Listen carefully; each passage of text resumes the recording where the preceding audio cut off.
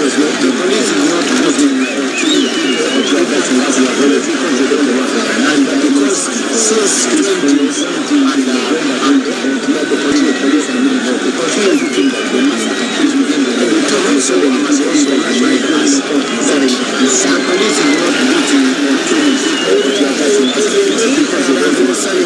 because since 20 using the police and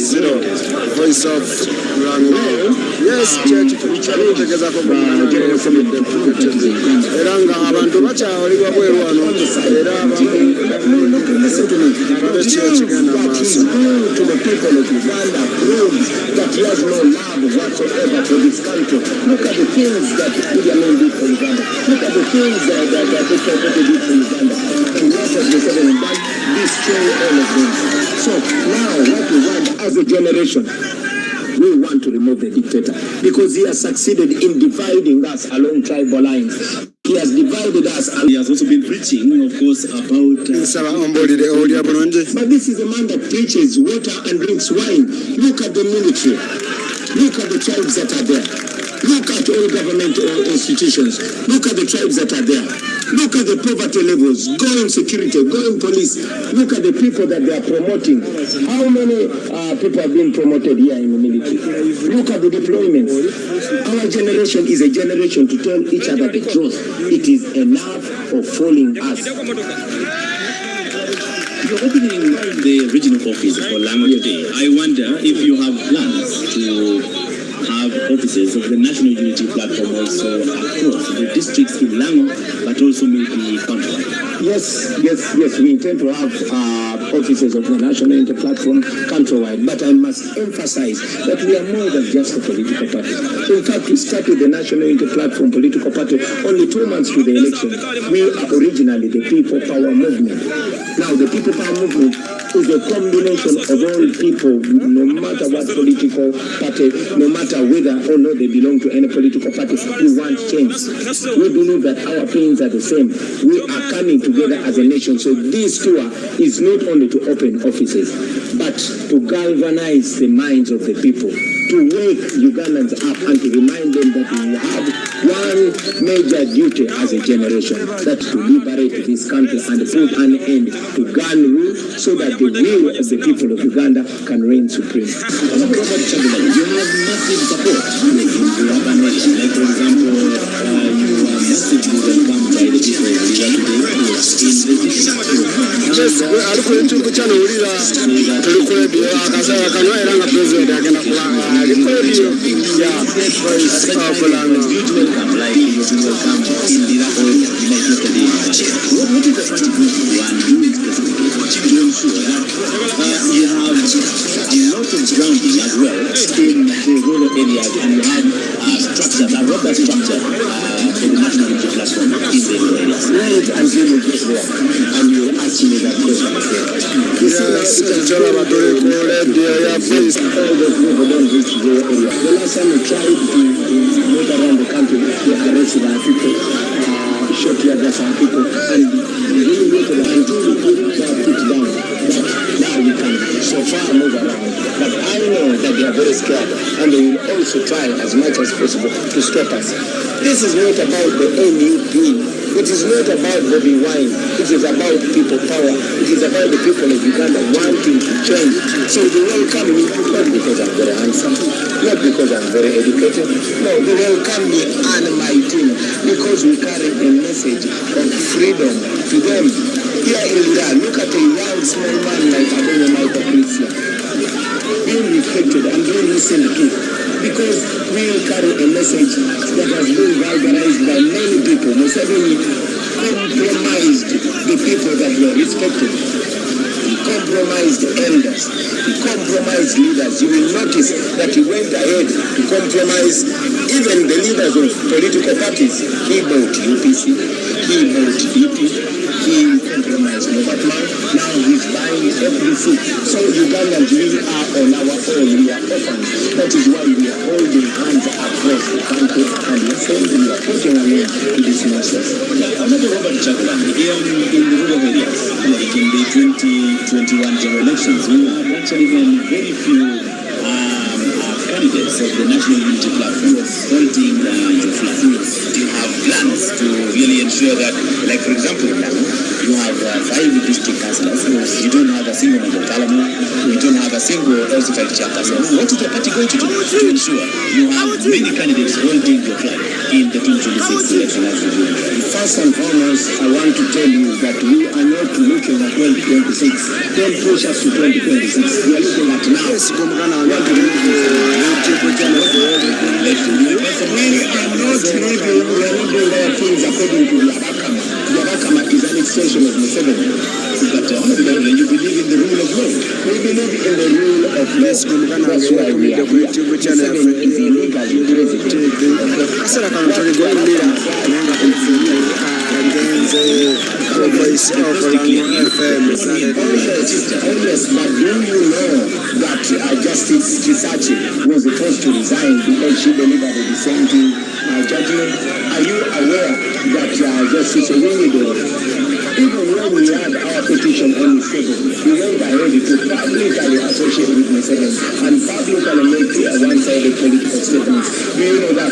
Do you know that according to the laws, the military is not supposed to be but do you know that General Museveni's son is moving around illegally in military uniform campaign? Do you know that the police is supposed to be keeping law and order and supposed to be in passion? But do you know that the police is an extension of the NRM? So please don't talk about the rule of law. Here we are talking about liberation because these are Museveni lost the 2011 election. 2016 election, the 2017 lost the 2021 election.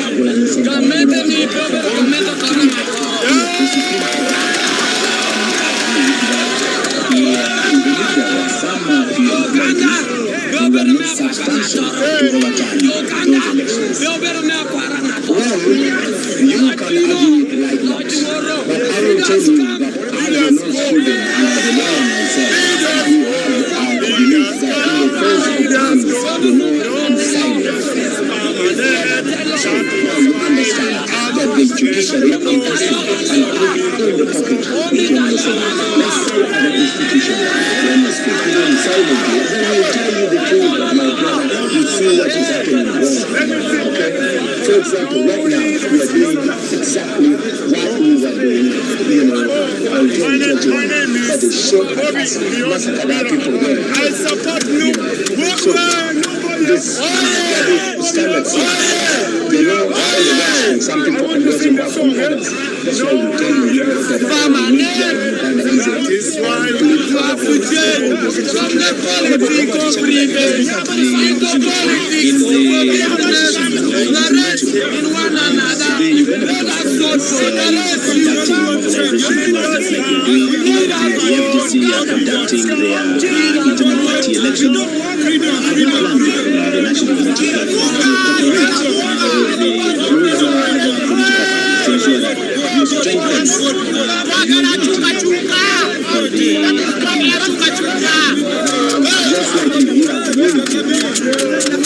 unity is a legal one. We have national unity platform. We believe in unity. And even before we started our party, people believe in unity. We make every effort to work together with the FDC. Other political parties. But it's clear that since these political parties were overtaken by Governor Museveni, they work according to his tunes. That is why now it's impossible for us to work with the Democratic Party. I mean, we try to work with the FDC, but we work very closely with the likes of the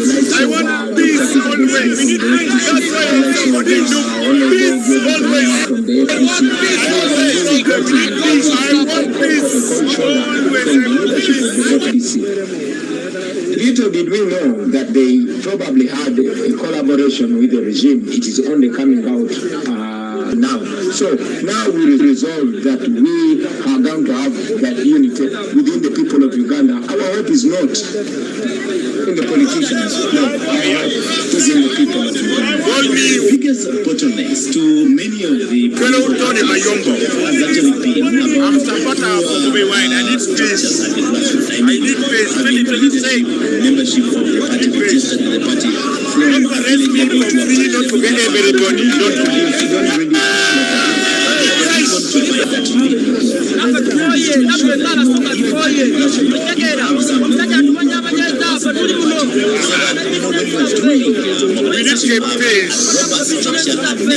Just like other political parties do. Thank you very much. Actually, if you have a robust leadership privilege now, I'm still working like a request. I don't want to reduce this solution to just a political party. Let us not reduce this matter to only unity. This is a matter of the people of Uganda and not a silent leader of the people power movement. Why? Because even those that are not in the leadership or in the structures of the national unity platform, that are playing a very big role to make sure we remove the dictator and we free up our country. So I don't want to sound like we have a robust democracy here, because if I should be honest with you, there's no practical political party in Uganda that is functioning like a political party. All that this happens at the mercy of General Museveni, and it shouldn't be like that. Okay? We shouldn't be moving at the mercy of the oppressor that we're trying to free from. So for us, we go ahead to connect with people in the leadership of Yes, President Ali Mukogera kamba weko kwa President Ali kwa advice of the leadership of our message of been that anybody their president, whose words and actions are helping to bring the fall of the 7 very quickly. That person is a friend. Is a need for not to another party, including NRA. But anybody that is working for the side of District 7 is our favor. And we want to ask them. And anybody that is working for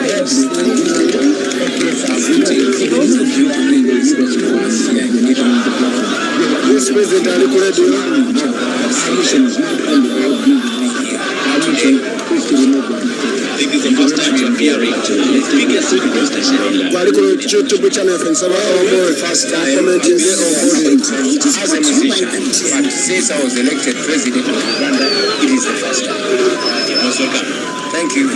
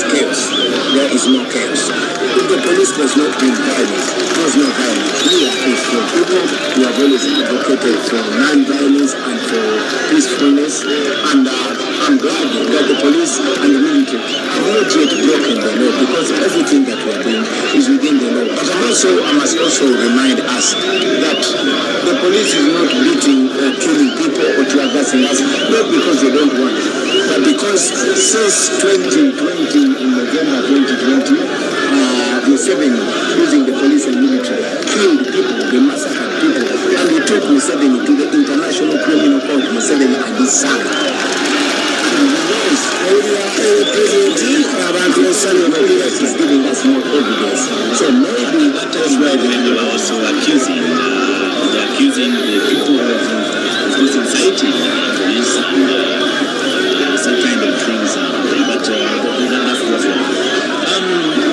Maybe the second thing I want to find out from yourself is you coming to today to open your offices, I think, for the first time after the general elections of 2021. Yes. What does the party intend to achieve after this election?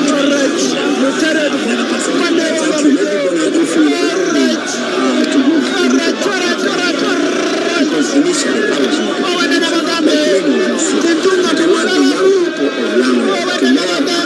because in December 1980, when none of us here was born, there was an election. The election was between Dr.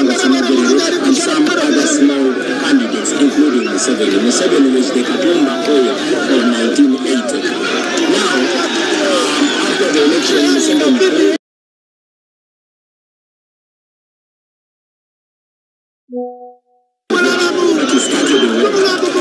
started that way. Museveni, Kainda Rutafiri, and other rebels, they put on the army uniform of the soldiers of Dr. Milton. They went and killed our people, and they lied to our parents that it is Dr. Bobi's people that have killed our people. They lied and convinced our parents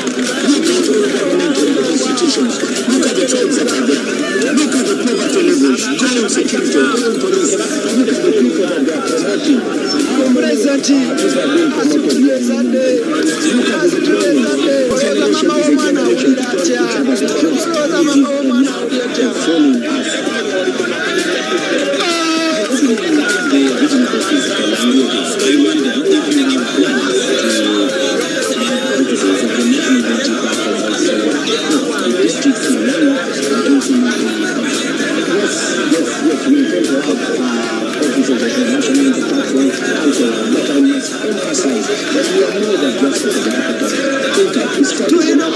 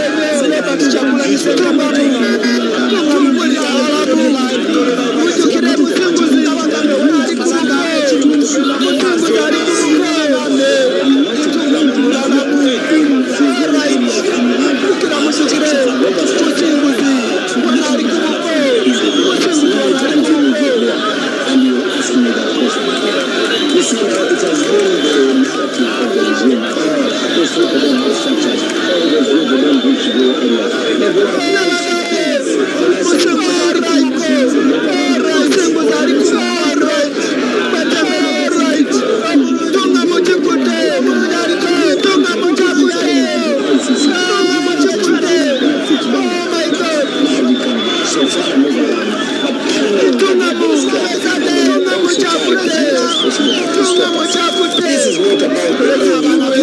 it is not about Bobi Wine. It is about people there. It is about the people of Uganda wanting to change. So we welcome you not because I'm very handsome, not because I'm very educated. No, we welcome you because we carry a message of freedom to them. Here in Iran, look at the Iran someone like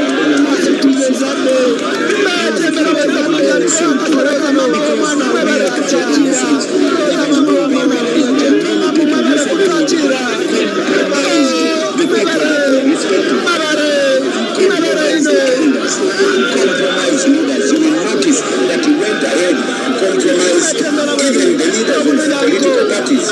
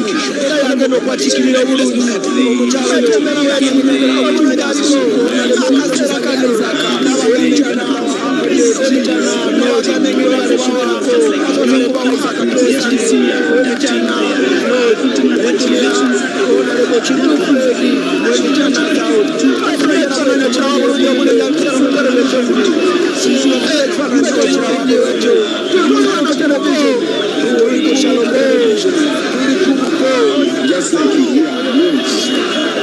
In our community is the middle line. We have passion, unity, unity.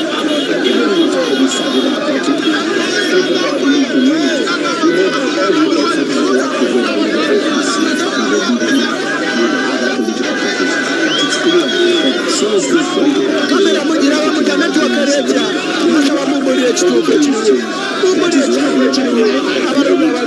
possible for us to work with the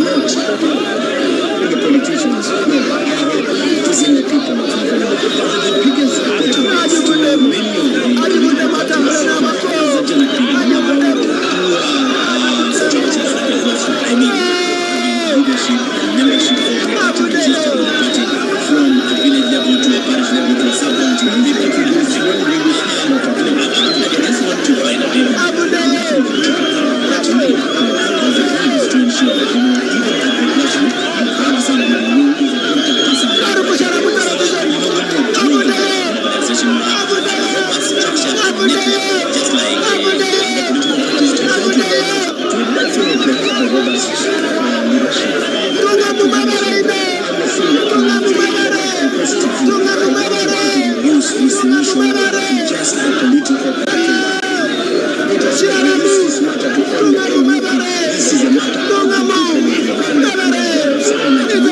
Party.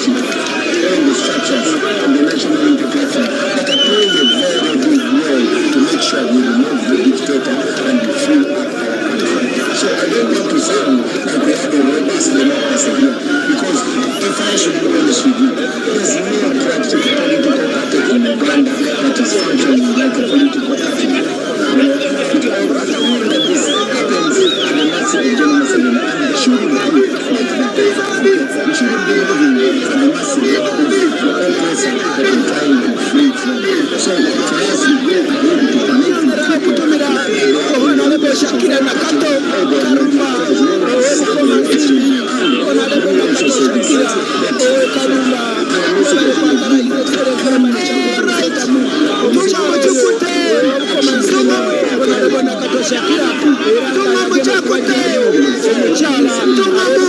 work very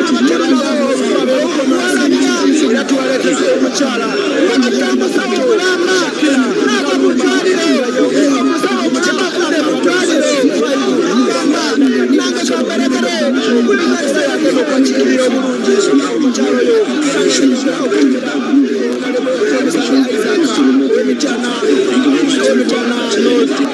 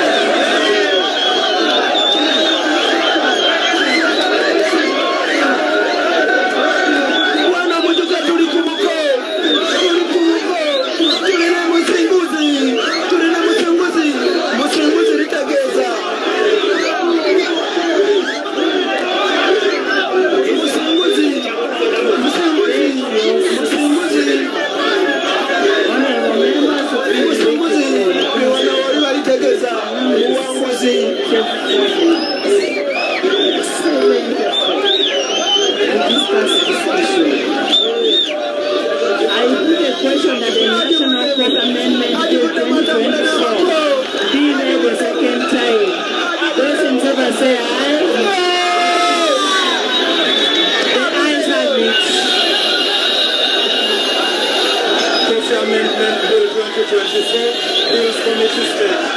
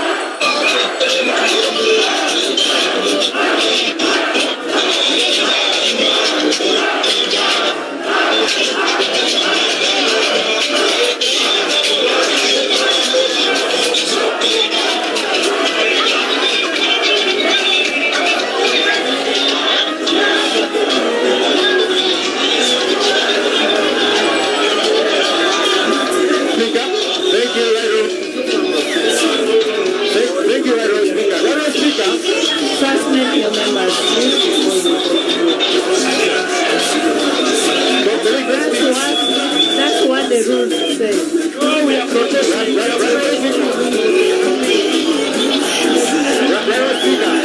I can ask the colleagues to just speak up and listen as I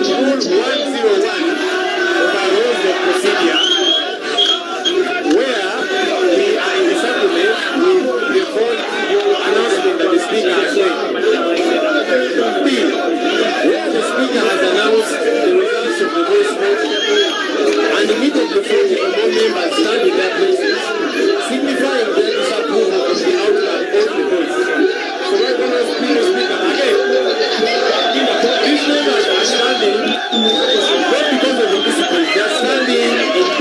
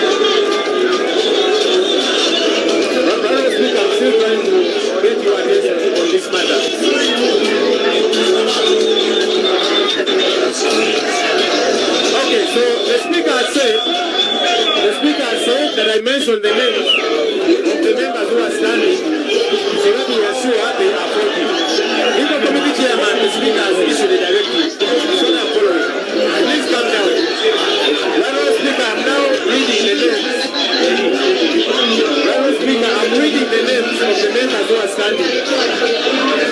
Let me now read the members who are standing.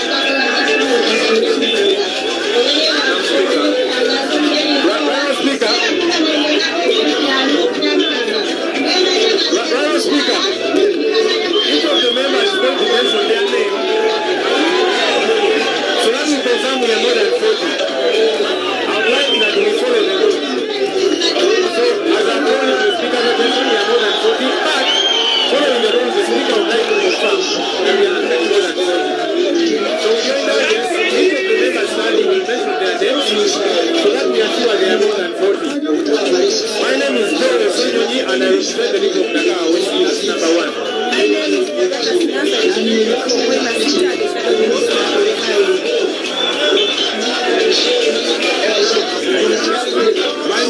Honorable members, I am going to count. The class is going to count. Can you count it? I thought that I am going to count. actually, Honorable Speaker, you count me. It is not easy for Can I have the number counted? Okay, but I'm sure I am counting.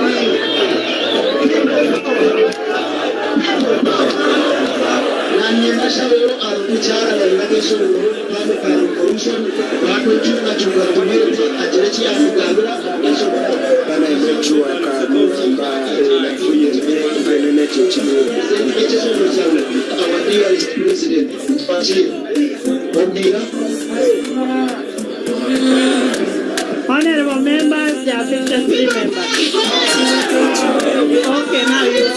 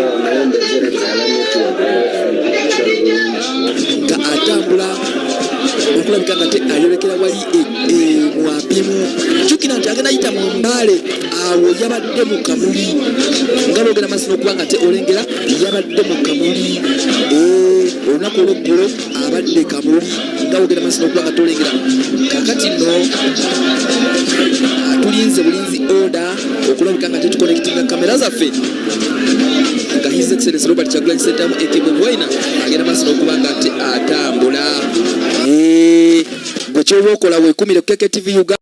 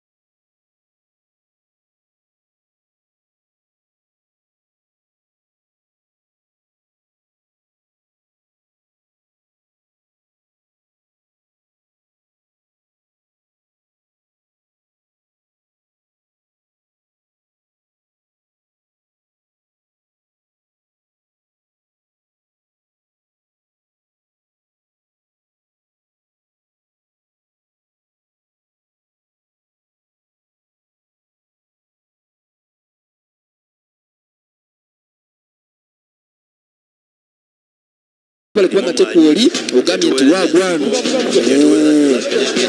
tugera masiro kwa kutusako ensonga zonna ya kasutuseko ebigambo bya His Excellency Robert Kyagulanyi Ssentamu aka Bobi Wine amachago olunaku lwale wabadde atambula okwolekera wabadde asimbula okwolekera wali bitundu bya Abim amachago olunaku lwale atambula byeko olunaku amachago olunaku lwaleero. Okay, afanye. Main road. Neyo mbyalo tubayo n'omulimu kuba bawayo abantu abagala Lord Mayor Kampala. Omulimu gwaffe kutuusa bubaka buno buli wamu. Lord Mayor twalijeko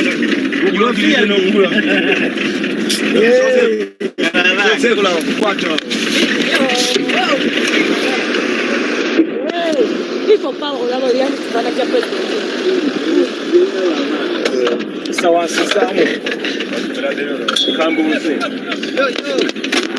Acho que foi um cartão.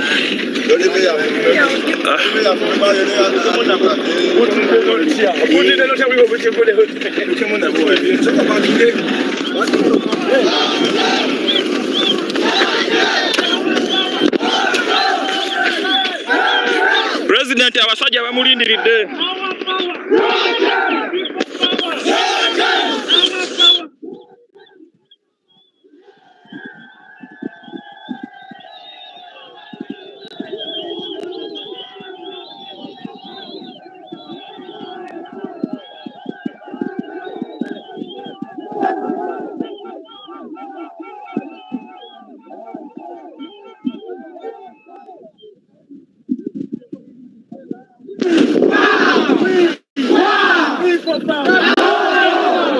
Abim kunga.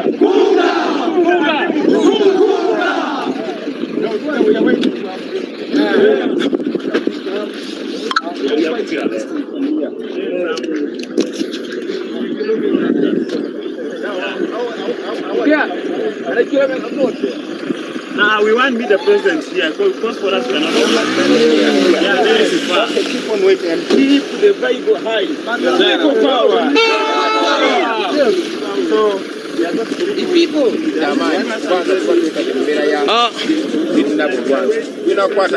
What's the name of this place? Yara Yara. Yere Yere. Yara Yara. Which district? Abim, Yeah. Okay. Abavuka ba the president wano mu Yara Yara.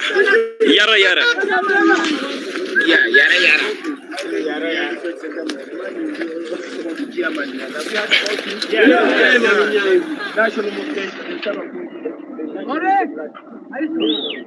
Our power! People power! People power! Our power!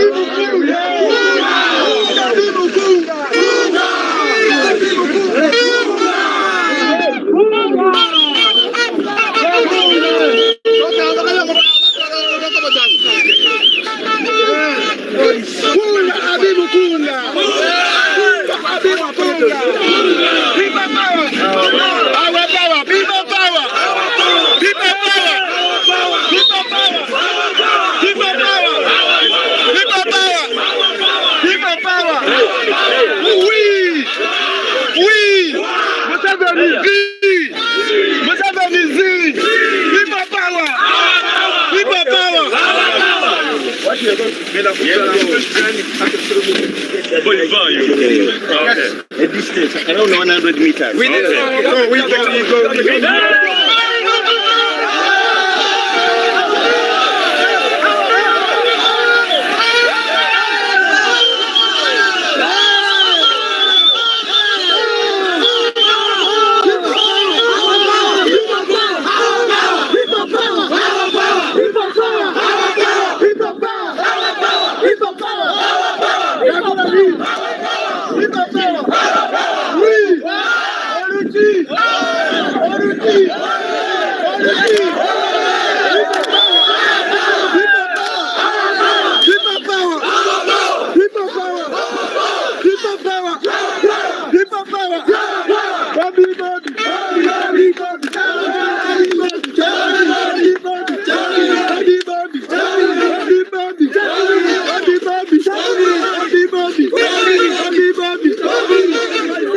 Bobi.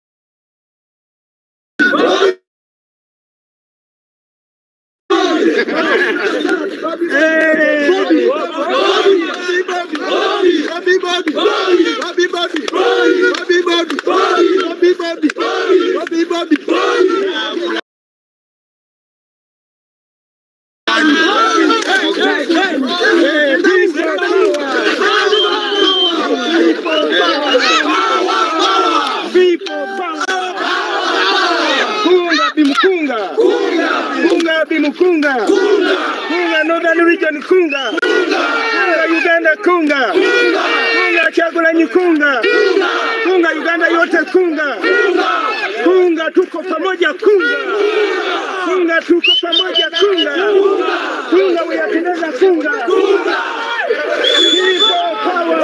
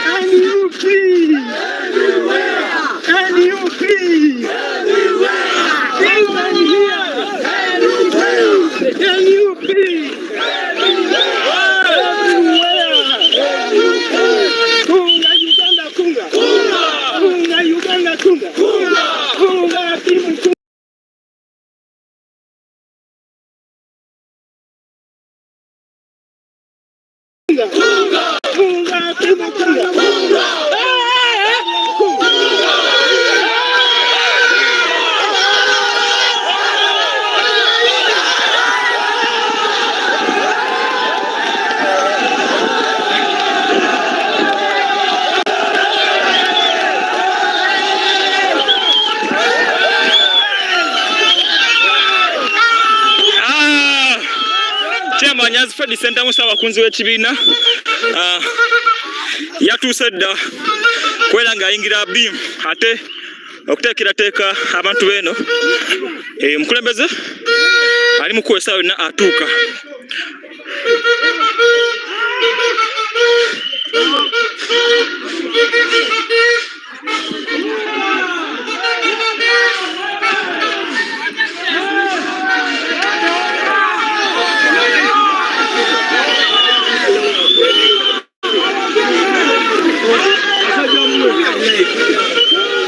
The owner of the Lord, they need something.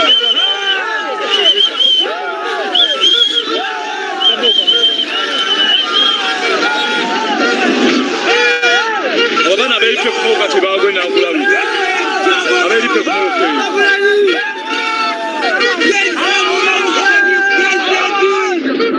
Ekuza banje mabeka tebave kuleba. Ayi tugende mpola mpola. Oyigenda mpola mpola.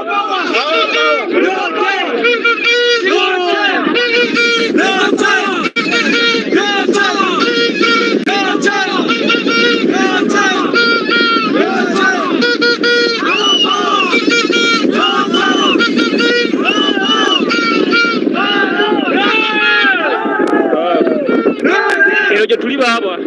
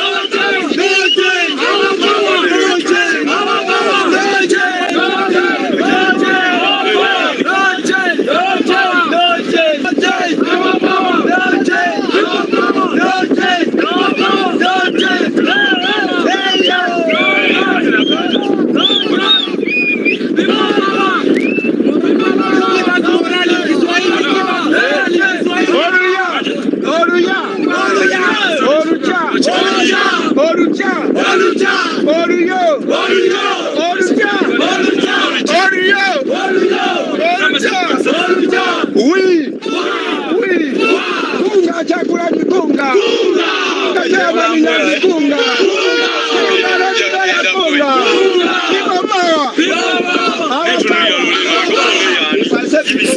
agitise bona bale bali siwanja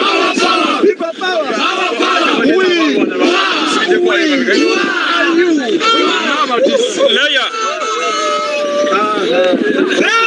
Meya.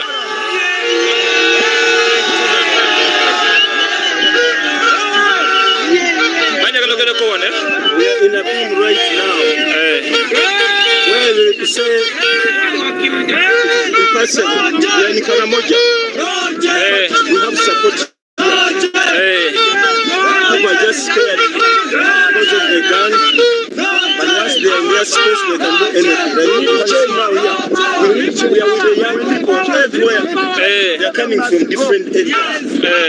Tuli wano najabagamba tewajjika Karamoja. Abalabye kola the security yayo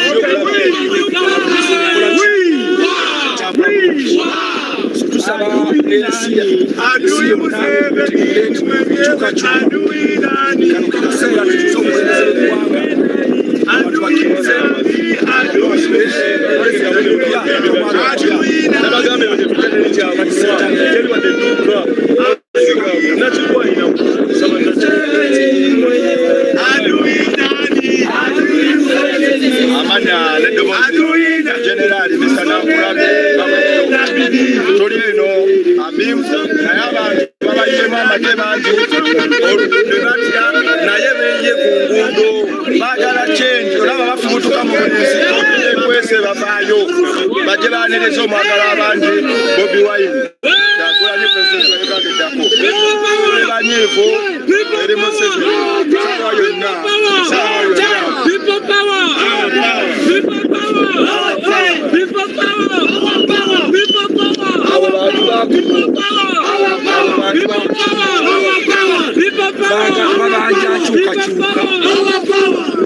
Ero lulabye kusaba kunzi w'ekibiina ky'abanyanzi ne basanyuka ne balaba nga baba balabye Kyagulanyi naye essaawa yonna Katonda ajja tutaasa olunabe lwa Museveni. Abali ku YouTube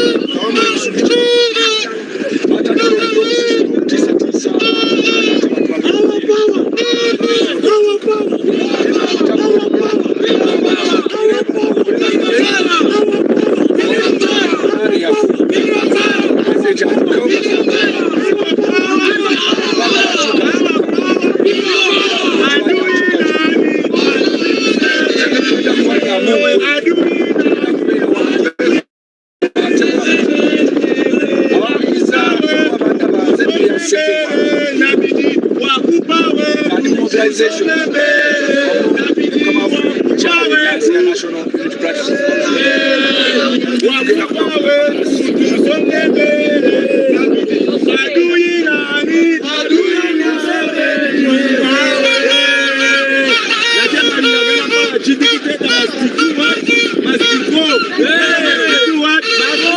Who is dictator? Yoweri Kaguta Museveni is who? A dictator. He's a dictator.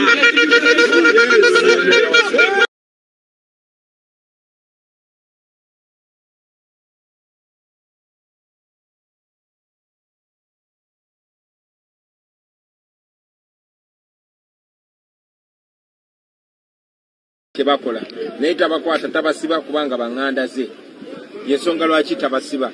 So Museveni byayogera saagala nnyo biwa budde kubanga ye ali disconnected, byalowooza birala n'ensi erowooza birala. Kati ffe ng'abakyali ku mulamwa, ng'abakyalina emitwe gyaffe ku nsingo zaffe, katugende mu maaso nga tukola bitulowooza nti bye bigenda tugasa mu biseera byaffe eby'omu maaso. Museveni talina biseera bya maaso, ebiseera bye eby'omu maaso byonna yabiyitamu dda.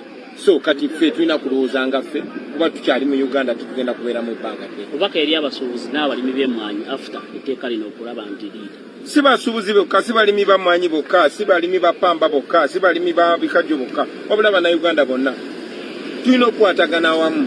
Bwe tulaba nga abasawo banyigirizibwa ne tugamba tebitukwatako by'abasawo paka batuuka ku basuubuzi.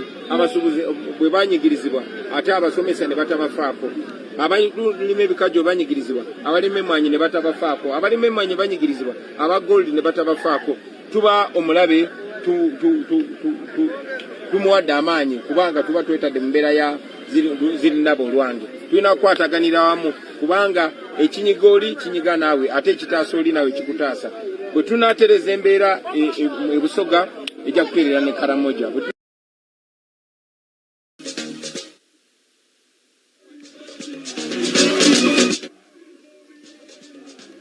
Okay. All right. Gwe wena atumbude omukutu Keke TV Uganda. Nyongera kugenda masino kubanga tenkugamba nti twakomyewo buto. Twakomyewo buto bulambalamba Keke TV Uganda ku mukutu kweri. Tugenagera masino kwongera ogenda masino kubanga tukuweereza paka mu campaign mu kalwa kagenda masino kubanga tekagenda kutojera omwaka 2026 ne campaign ezijja omwaka ogujja we tulinyo kulabika nga ate tukuweereza. So ebibadde ebigambo bya His Excellency Robert Kyagulanyi Ssentamu AK Bobi Wine wabadde asimbula okulabika nga te ayogera Abim byogeze maaso okuba nga te owulira. Gwe bwena yakatogattako tukutegeeza nti His Excellency Robert Kyagulanyi Ssentamu ali mu kubo okulabika nga te ayingirawo wano Abim okulabika nga te gyagenda okuba olukuŋŋaana lwe olunaku olwaleero.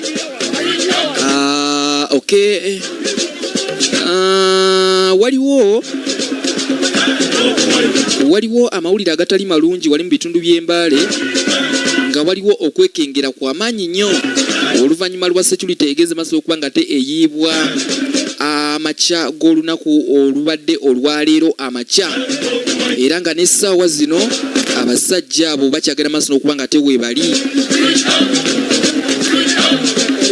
Abasajja bano bandibigeza ne balemasa omukulu His Excellency Robert Kyagulanyi Ssentamu AK Bobi Wine genda maaso okuba nga tayingira ebitundu bya Abim.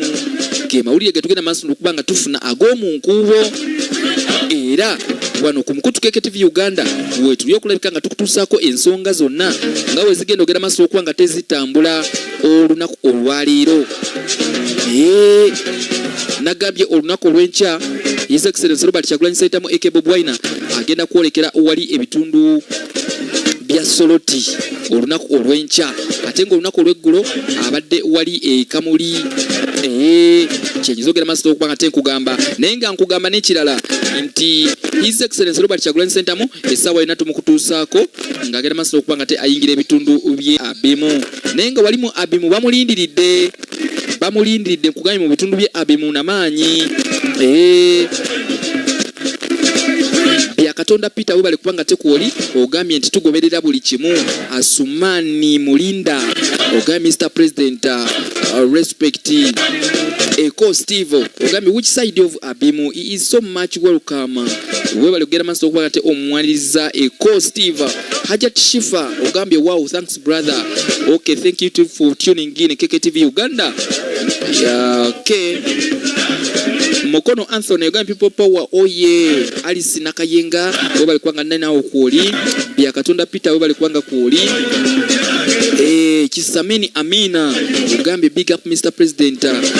Nachivumbi Sharifa we bali kwanga tena Alex tukundane ogambye people power our power. Prosi na Nyonjo ogambye we bali kwanga tena kuoli. Nasali Jeni ogambye Masaka country kwetuli nnyo we bali kubanga tekoli Nasali Jeni wali mu Masaka. Muwanguzi Elvis ogambye where is he tugenda kuba tumbatu sako era ogenda kulaba kamera nga zona zimutunuddemu essaawa yonna okuva kati ekyoba okola agenda maaso okubanga te otumudde mu KKTV Uganda ensonga zonna ogenda kuvoota buli okulambalamba naye nga webityo bikyayimiridde of course ensonga bwezityo wezikyali gwe wenna atumudde mu KKTV Uganda.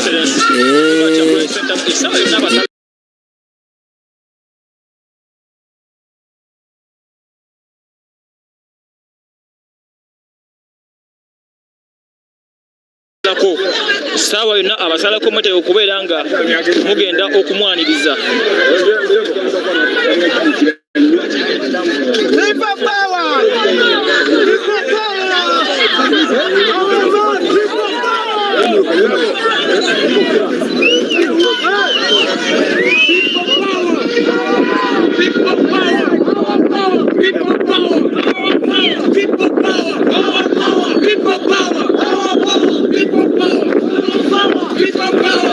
Sabakuzi w'ekibiina chairman Nyanzi Fred Sentamu enda abateekateeka bagamba nti mwategeka abantu b'omukobi omukulembeze sawa yonna abasalako mweteeketeeke omukulembeze sawa yonna agenda kubeera nga abasalako ensonga bwezityo bwe ziri.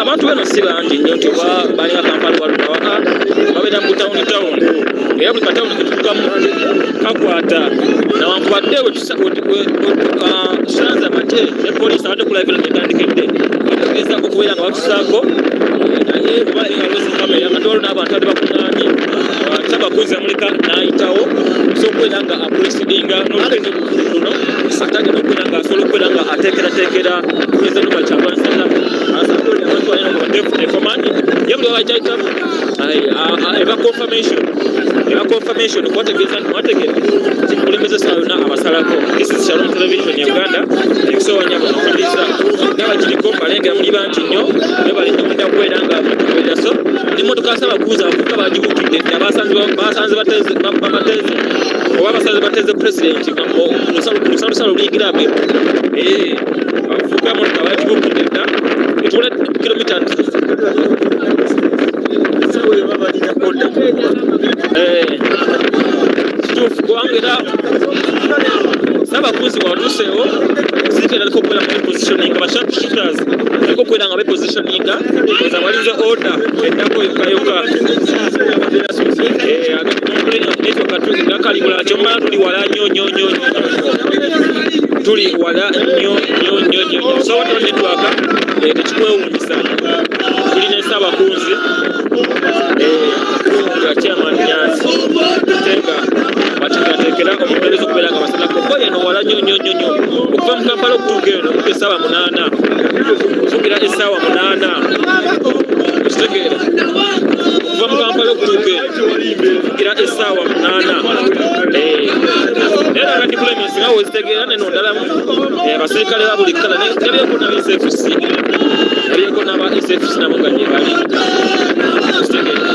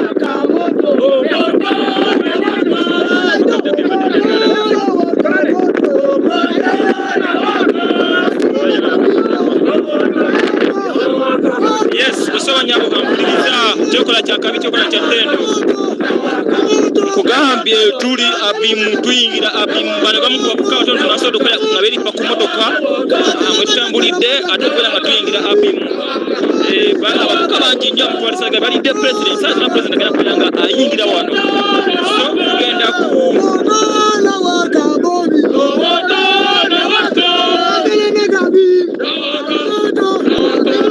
na waka boto agelene kakotino na waka Bobi na waka boto.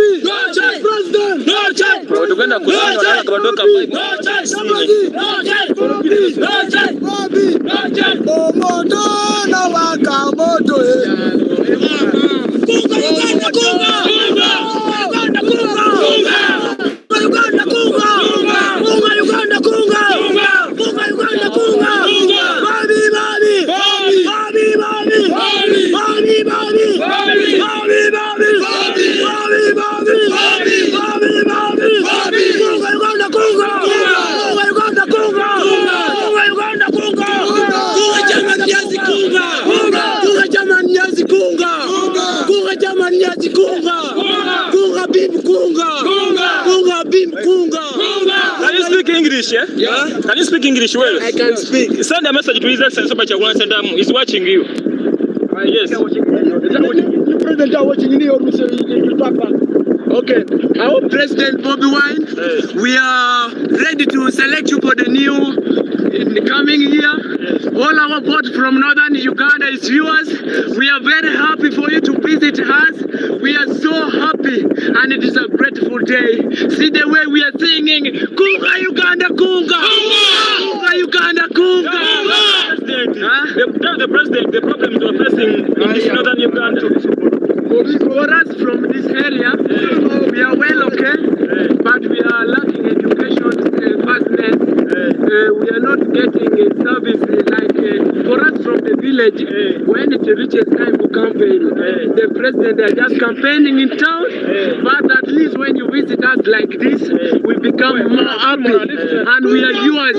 Be assured that you are the new president. Be strong as you are the new president. Be strong as a man.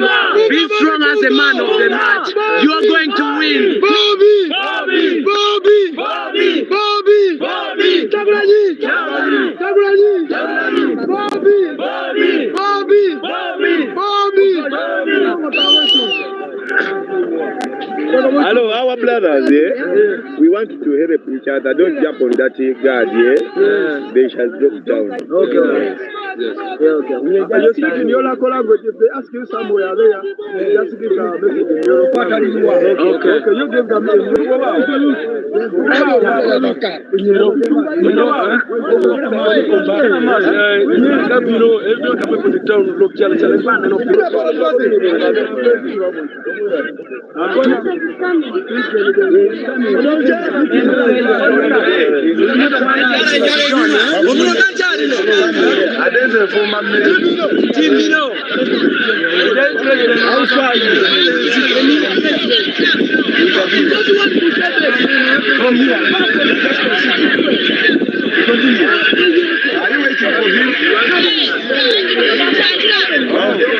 Oh, we go together.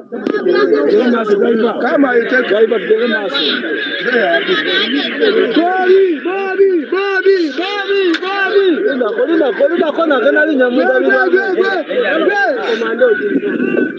Chakulaji, Chakulaji, Chakulaji, people power, people power, power, people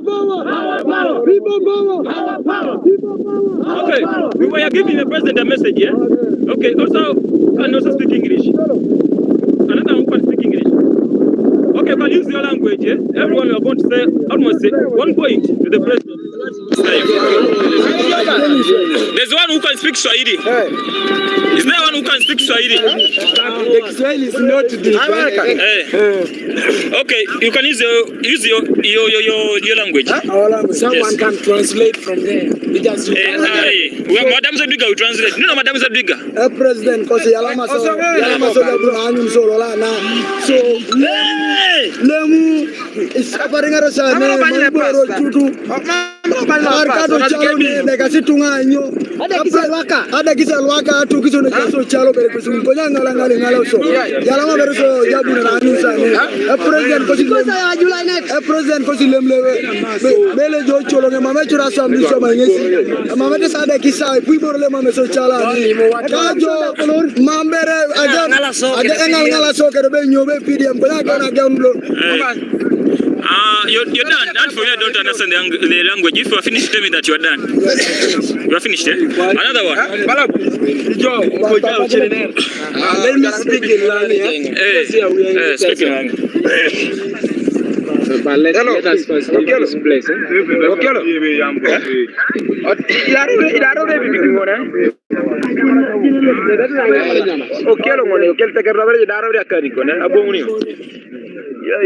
Hebu itaimoni janji itaimoni. Jaza bu. Wakamata ba. Abagenda kulia mbele.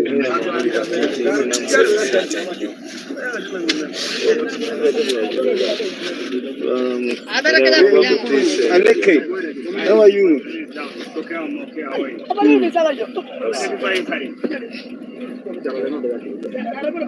We are going with our team. We are going for that. How many people is he carrying? Inside. Others are supposed to sit where? This was standing. Are they supposed to be according to the shall have the vehicle? Simple as that. That's the code of the conduct. You understand that? You come out and check on this was who was standing behind. You open the door and come and check. We have a function. Function. I don't know. What about these ones who are standing? Bagambye mubire abantu bave mu motoka mugambye. Code of conduct. Police act.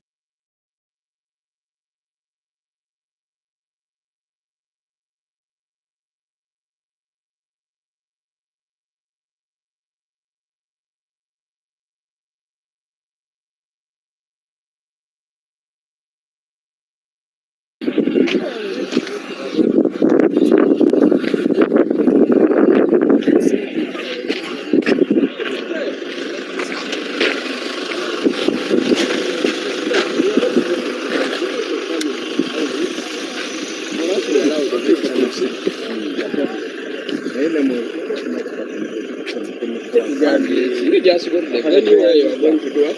When you come, we go. No, the vehicle we go. Not on the vehicle. Drive the vehicle. But this one should not sit behind. Standing behind.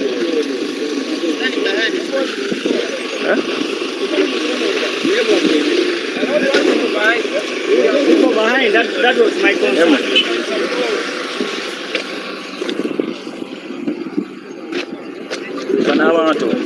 How sure that they are taking us to the venue?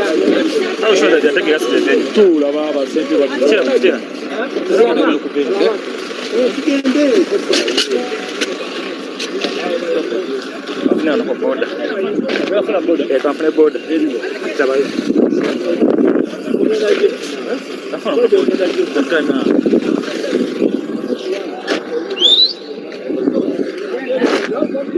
I'm following the border. The border. Very fast, very fast. Very fast, Baba.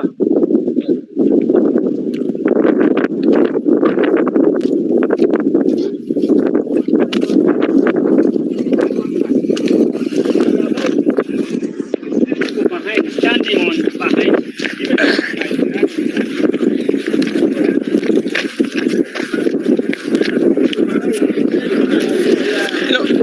Moving in front of the border here.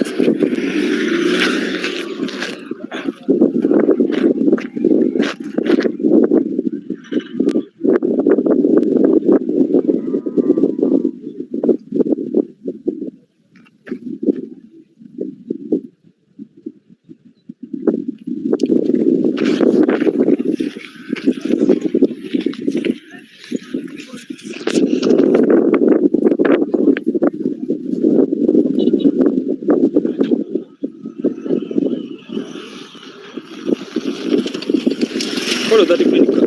Okay. Together.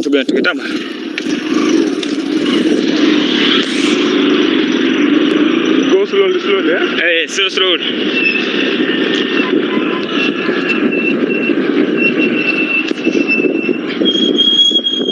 We move.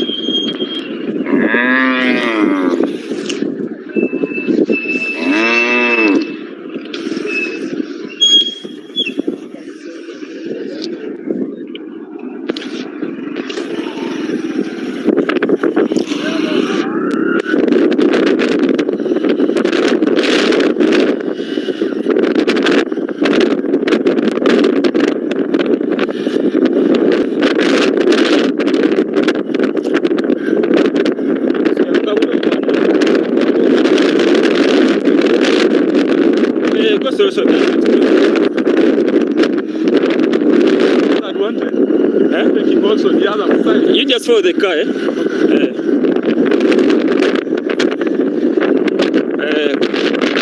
Police yabadde ayagala kusalaako chairman Nyanzi naye walabye ttiimu namugamba ayingire emmotoka yaba following kati so nze ngamba anskanireko oyingire emmotoka kankolere kambagobere bugoberezi wano asiteke kambagobere bugoberezi otherwise bayinza okuba bayingiza mu barracks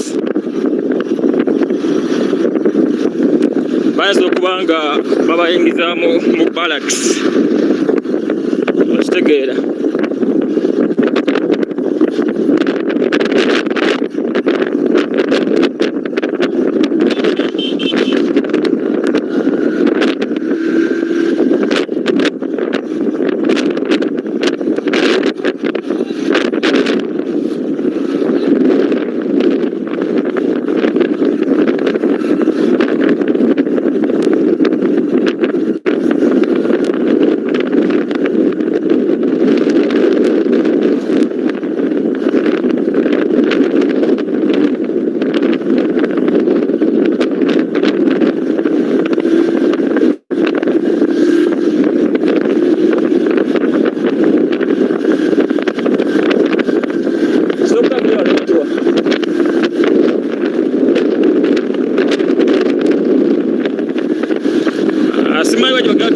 naye just following.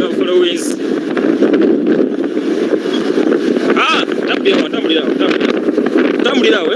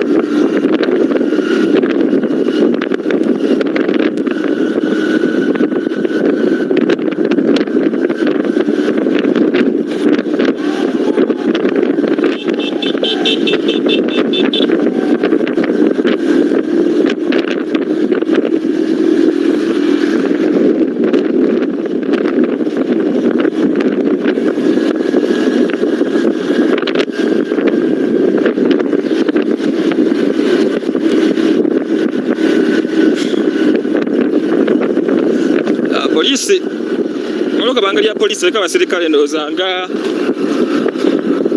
15 ebyambalo bino sibitegeera ndaba ebirige ebySFC sibitegeera tebitegeeka biri awo namwe ebySFC namwe ebya polisi namwe birawo tebitegeerekeka sege waliwo omwaze nga mukambwe nyadde agamba chairman mbwa parking omulala najja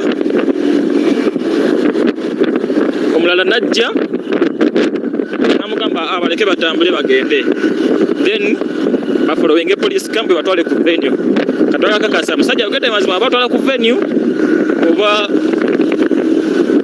batwala mu barracks kino kye bakitukolako lumu nakasongola batugamba nti batwala ku venue kumba bana batwala mu barracks babatwala mu barracks era babasiba bakulu vanyuma ennyo bamande babata so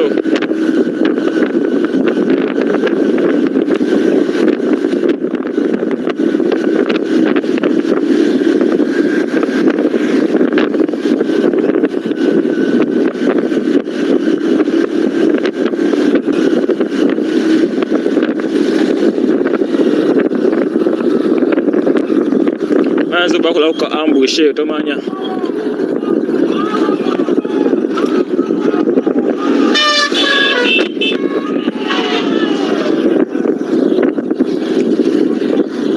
bayinza bakulako ka ambush location yapa ntugirina yatasobola bula era byose batwala ku venue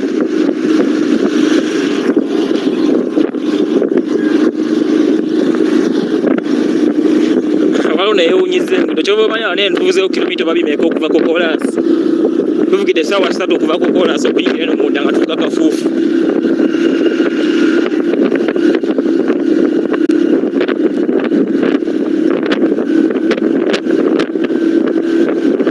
so bakula kwa ambush chairman yazi timu ye ejukiro lyasokawo nakuga abantu president anajja so bayinza mukula kwa ambush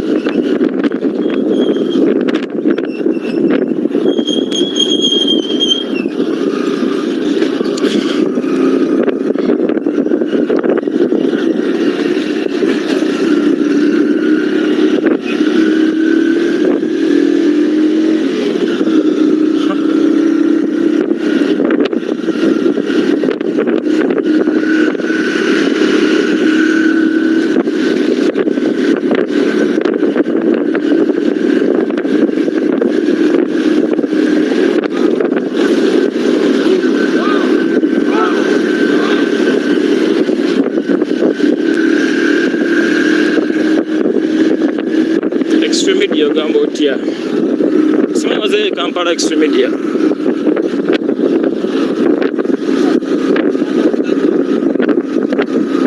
ano tebangidde emmotoka kutwala ne batukulembeza kabangali yaabwe engeri hevere ejjudde bulungi abasajja pulezidenti ali mukubajja tanatuuka eno naye ngaali mukubajja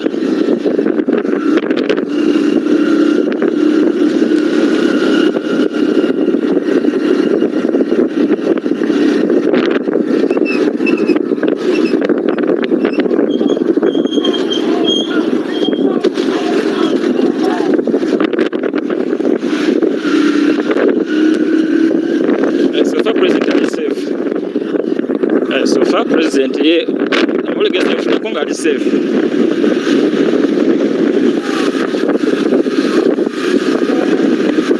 Ane chira president aliko na kamera nyingi nyonyonyo. Yase mobilization team iliko kamera emu yokka.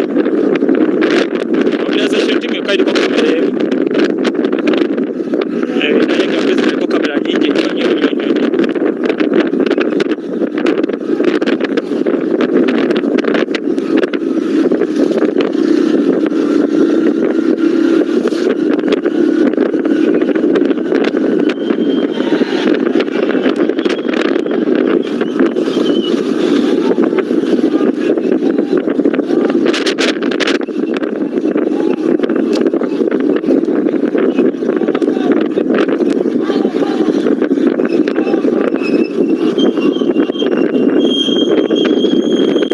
Balindiridde wano musajja adda n'obuuza ku bantu bano ate akoze atya.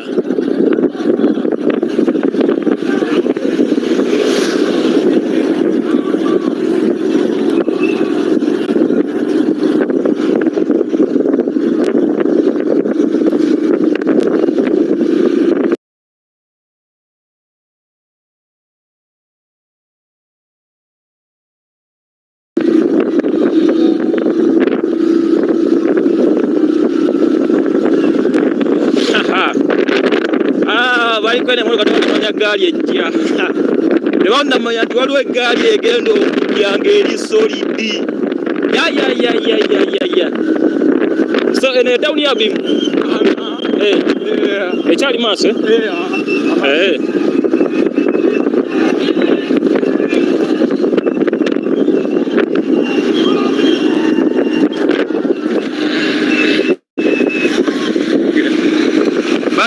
changira kweno timu ya Nyanza tebanamanya nti waliwo eggaali ejjanga eri solidi.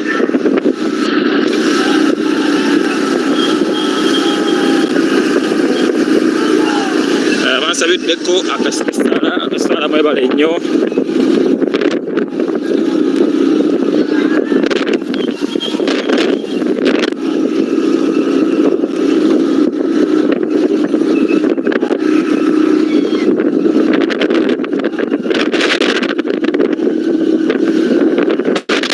Waliwo eggaali ejjanga eri solidi ate ng'eriko abakambwe.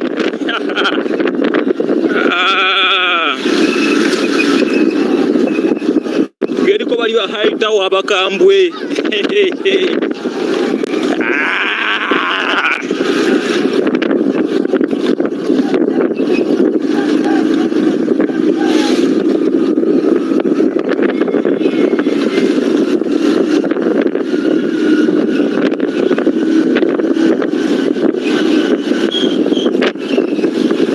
Tuvugidde essaawa 3 okutuuka wano we tuli nga tuvuga kataka.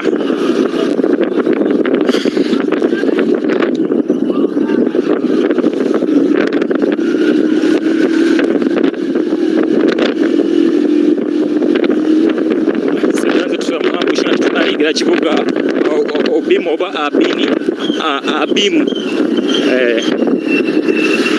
But we are about to reach, we are about to reach. President is still behind. President is still it's still behind, but it's coming. It will not take long.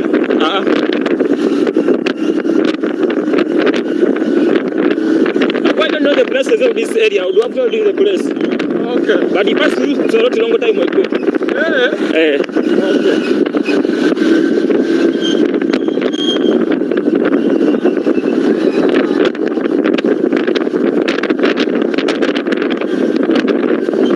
Save your battle because you have to record the president.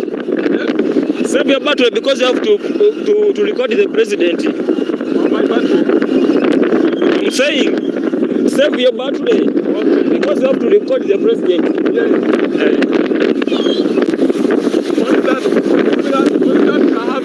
That shot, I wasn't afraid to know. Yeah. My pitch is good. I understand.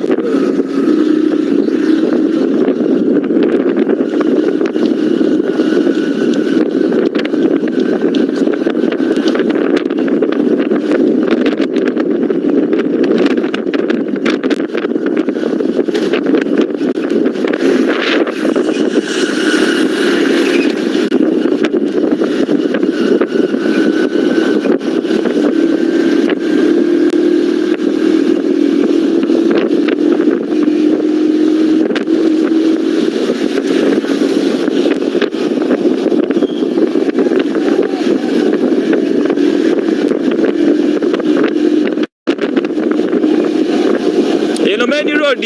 This is the main road.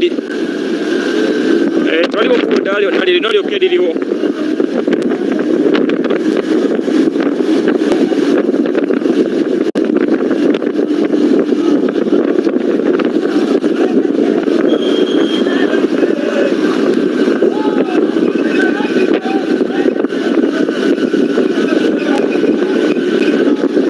Kaka sana kali solid.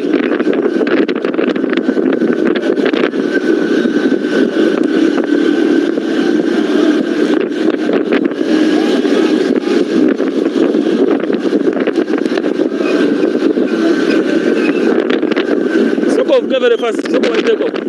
Soko waiteko mpaka mti mkoneli.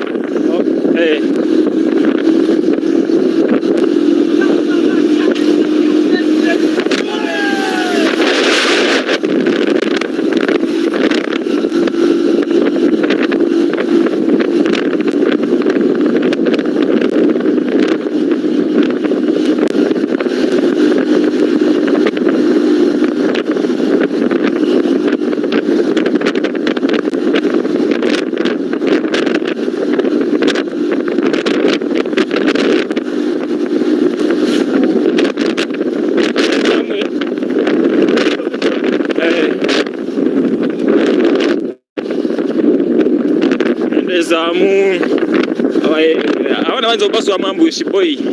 Abana tambula kwetirazo baswa amambushi. Bali abasikala bagenze maso. There's a checkpoint there. There's a checkpoint in front. When you're entering the city. You are entering town. Town, Okay. Tegede control checkpoint masa ngo yingira town. Kachasimanyi. Oba bayinza okuyitawo mirembe. Oba bayinza okuba kumwala. Eka tulabe. Yakyuse da kamera. We are almost. Yeah, is it the one there? Is it the one? Hey. When you're about to reach, can you ask? Let's go.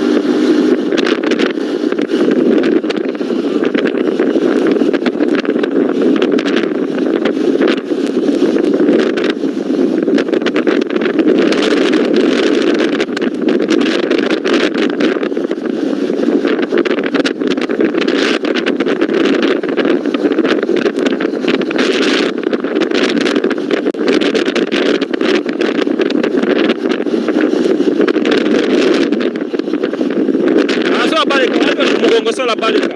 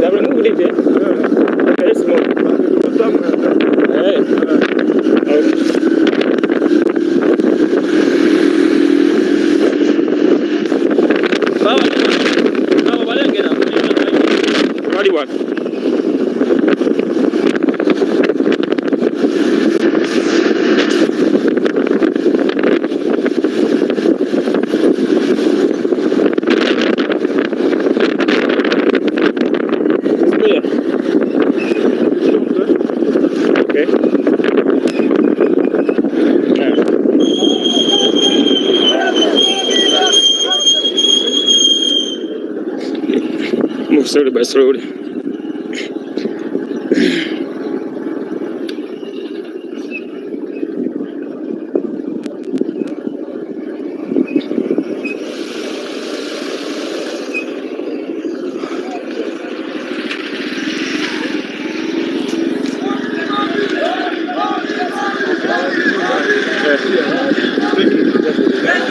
No. Let us follow them. Okay. Okay, what the checkpoint? Let's see the body has ambush. Now we are entering the town. Oh, since we are entering the town, let's move. Let us be the first there.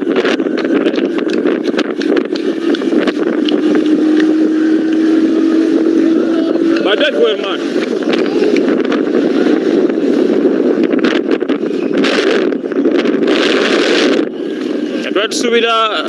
Twalisubira ambush walikiriya nnyo tebabakutteko abeemonde eno kigenda beera kitya kalula abeemonde eno kigenda kitya naye boy ndowooza checkpoints oba bitana kuzibirawo simenda kumanya tuleka tuse mu checkpoints nga 15 ku 2 kati eno ye town ya Abim. So do you know where the venue is going to be?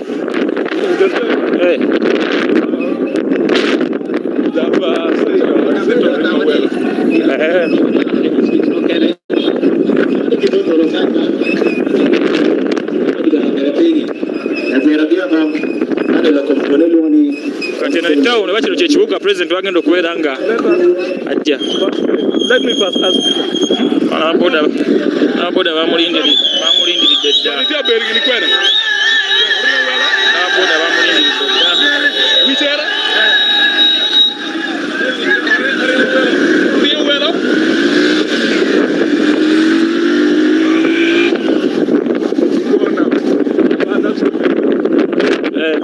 What?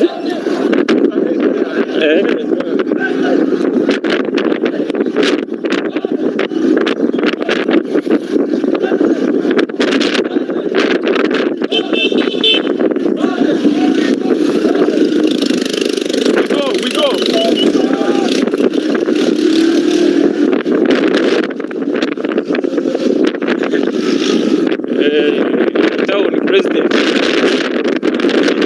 Sawa yonna.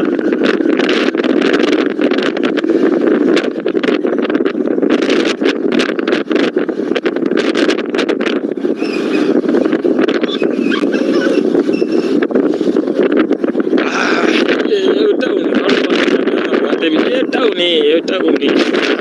That is the town. Boy.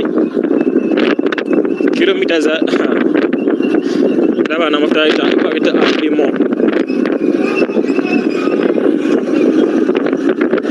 So that is the main town. Yeah, that is the main town. Now,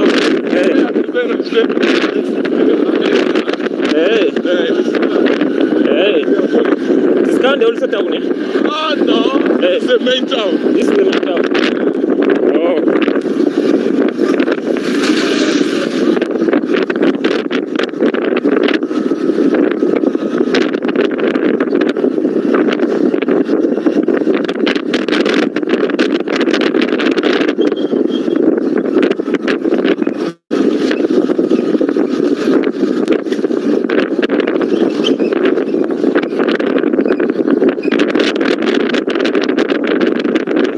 But you people have taxes to decide. Taxes. Taxes, those transport people. Yeah, we do have, but they are few. They are few,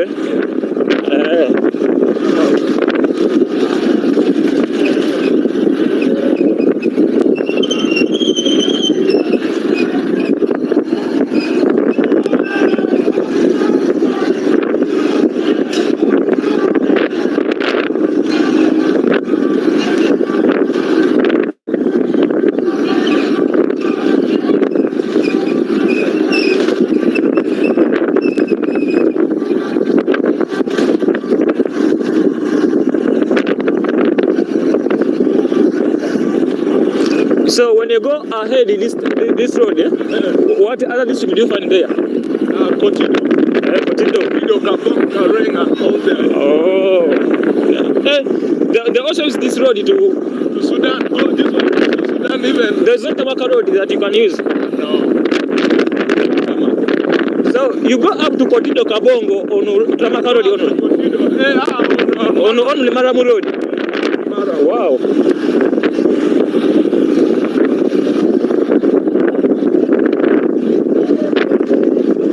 Is there a mineral that is mined in here? This is where the venue is. Okay. Oh, this is the venue.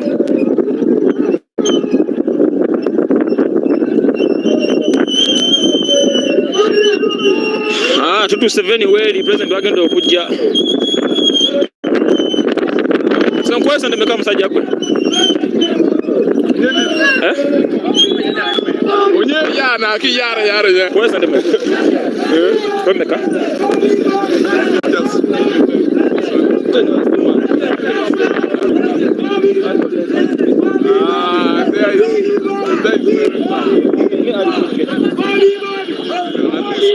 I'll give you 7K. I don't have money. Yes, I'm going to put some fuel and money for 2,000, then remain with the 5.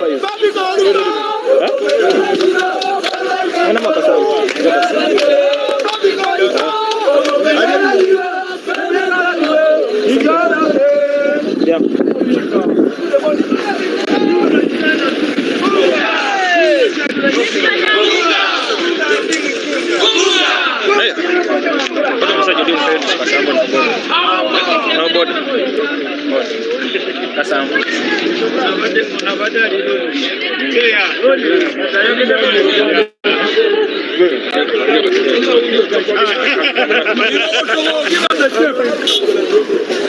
This mine white, eh? That mine white is not good. Have you seen it? You come. Bana yetu tutuse ku venue gwe Sewanyabo ampuliriza tutuse ku venue chairman Nyanzi amune timu ye atuse ku venue ono president wagenda okweranga ajja esawa yonna Sewanyabo ampuliriza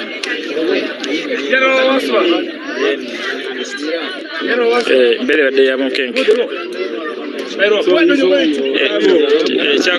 John Endi apudde nga njogera oluzungu n'asanyuka Joan noonyaako nkunoonya actually nkunoonya alinja yakunoonya olinesa kufuna get my number Joan noonyeeko wano nakyenkugamba ya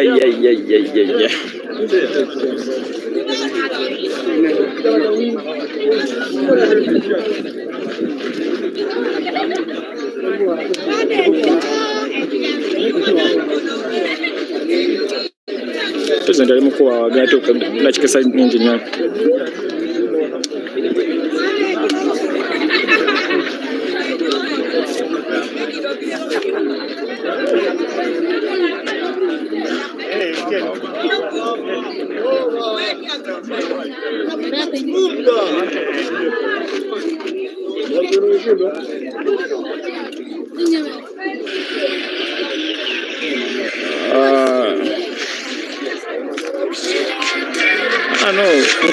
nkulaba just lwakuba nti njagala kugabira labe nadiriza ffe njagala okukulira musiza wano if you have my number text me kimanye bwegirina oba togirina kangiwandiika awo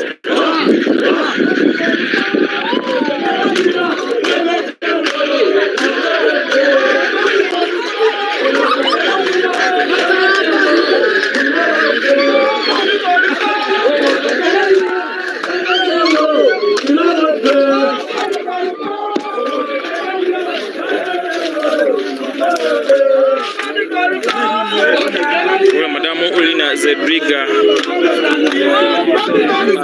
Saba konzi weno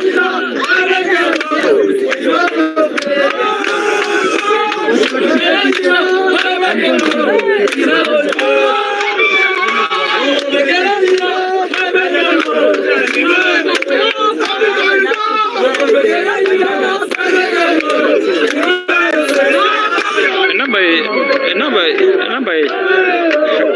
Baza kwa jagala ne kati namba ye kalimbasa change agaza kubanga sibira kudde.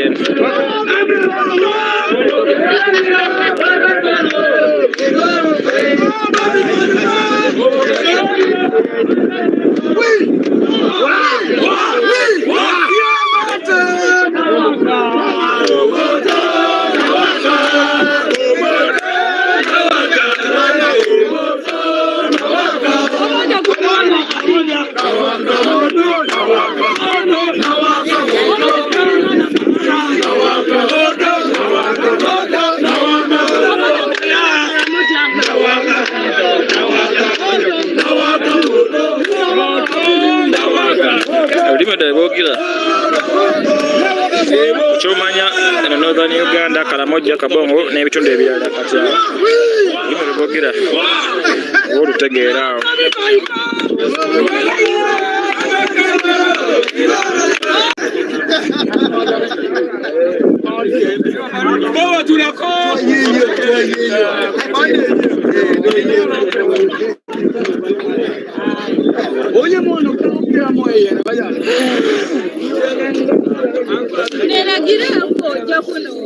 mbali nakulabye kolowooza basi nakulaba wala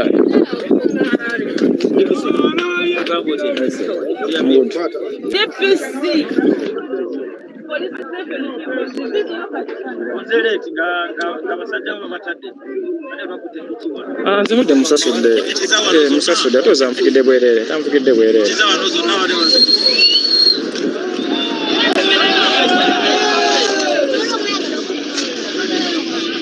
so I did live show on television Gambotia Caroline ready tag afuza serebo on mongoni comment section after neck and again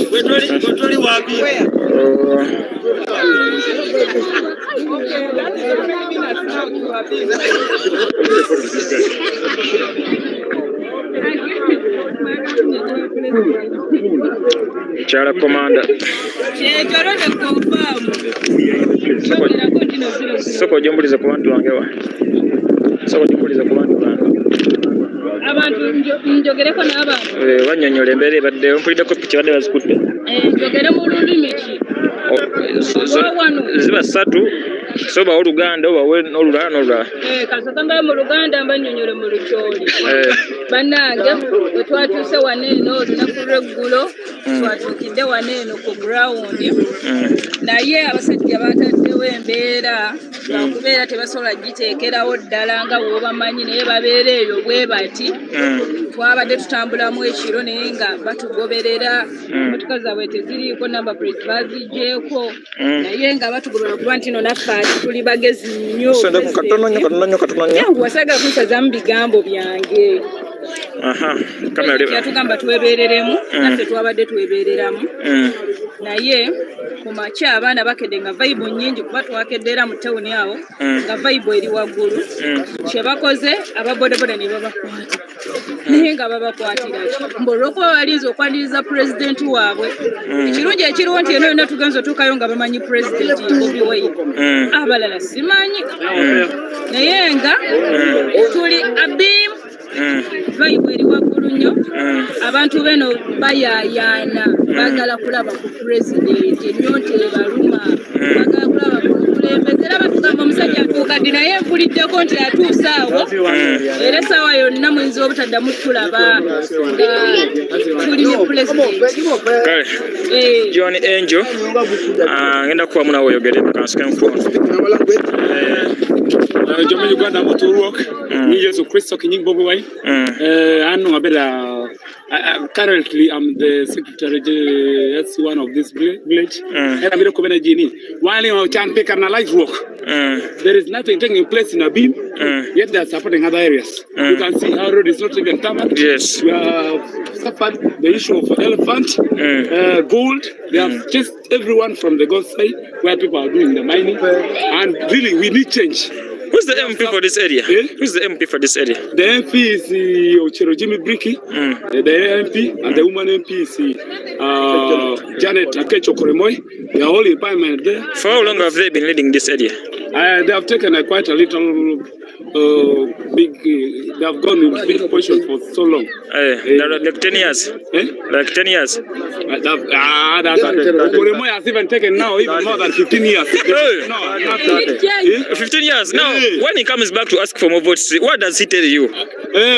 We the Laborians, I think we are having some little bit of confusion, I think, in our brain. People don't understand these things. And when they come to us, they try a little bit of threatening. They say that we are the ones who made you people produce. I don't know if the government can come and really make you when you are producing with your maybe your husband or what, whether the government can come and control your place or what. Talking a little bit of, I think, a kind of insecurity. Really, this issue at this place.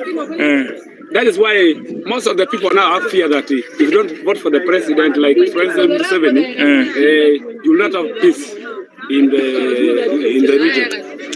Now, what kind of peace do they want Kubanga? Even the roads, they are very, very funny. I don't know the hospital, the water. How is water? Water, actually, about water, I have to be very frank to you. I'm very clear that as far as you have been done, even this very same place where the fashion is taking place, I think you are not even seeing any ball. Are you? Yes, I don't see any ball. I'm not very thirsty right now. Our leaders does not support us from the councillors up to those MPs. What? Nothing. This time we want to change Abim. We want our Abim to be a new Abim, not an older Abim. We want to change Uganda. We are tired. We are tired of what we are not seeing. Right now, elephants have finished our food. What they have chased us from gold, we have been earning something. Even though you have been earning like even 10,000, like 15 from gold there, that one was survival. Everything right now is stuck. You cannot go to your garden anymore. You cannot do what? We want change.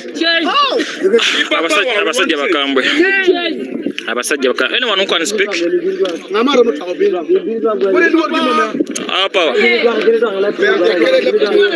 Just one word is enough.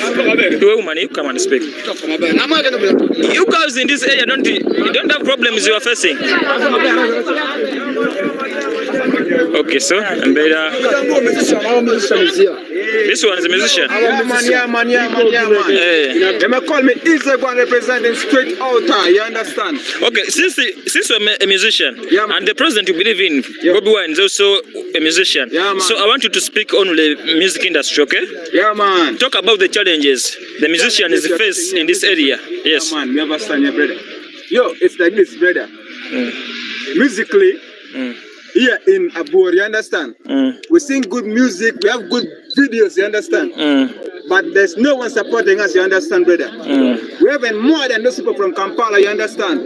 You can bring Gravity to do here, we give us freestyle, I show him, you understand, brother?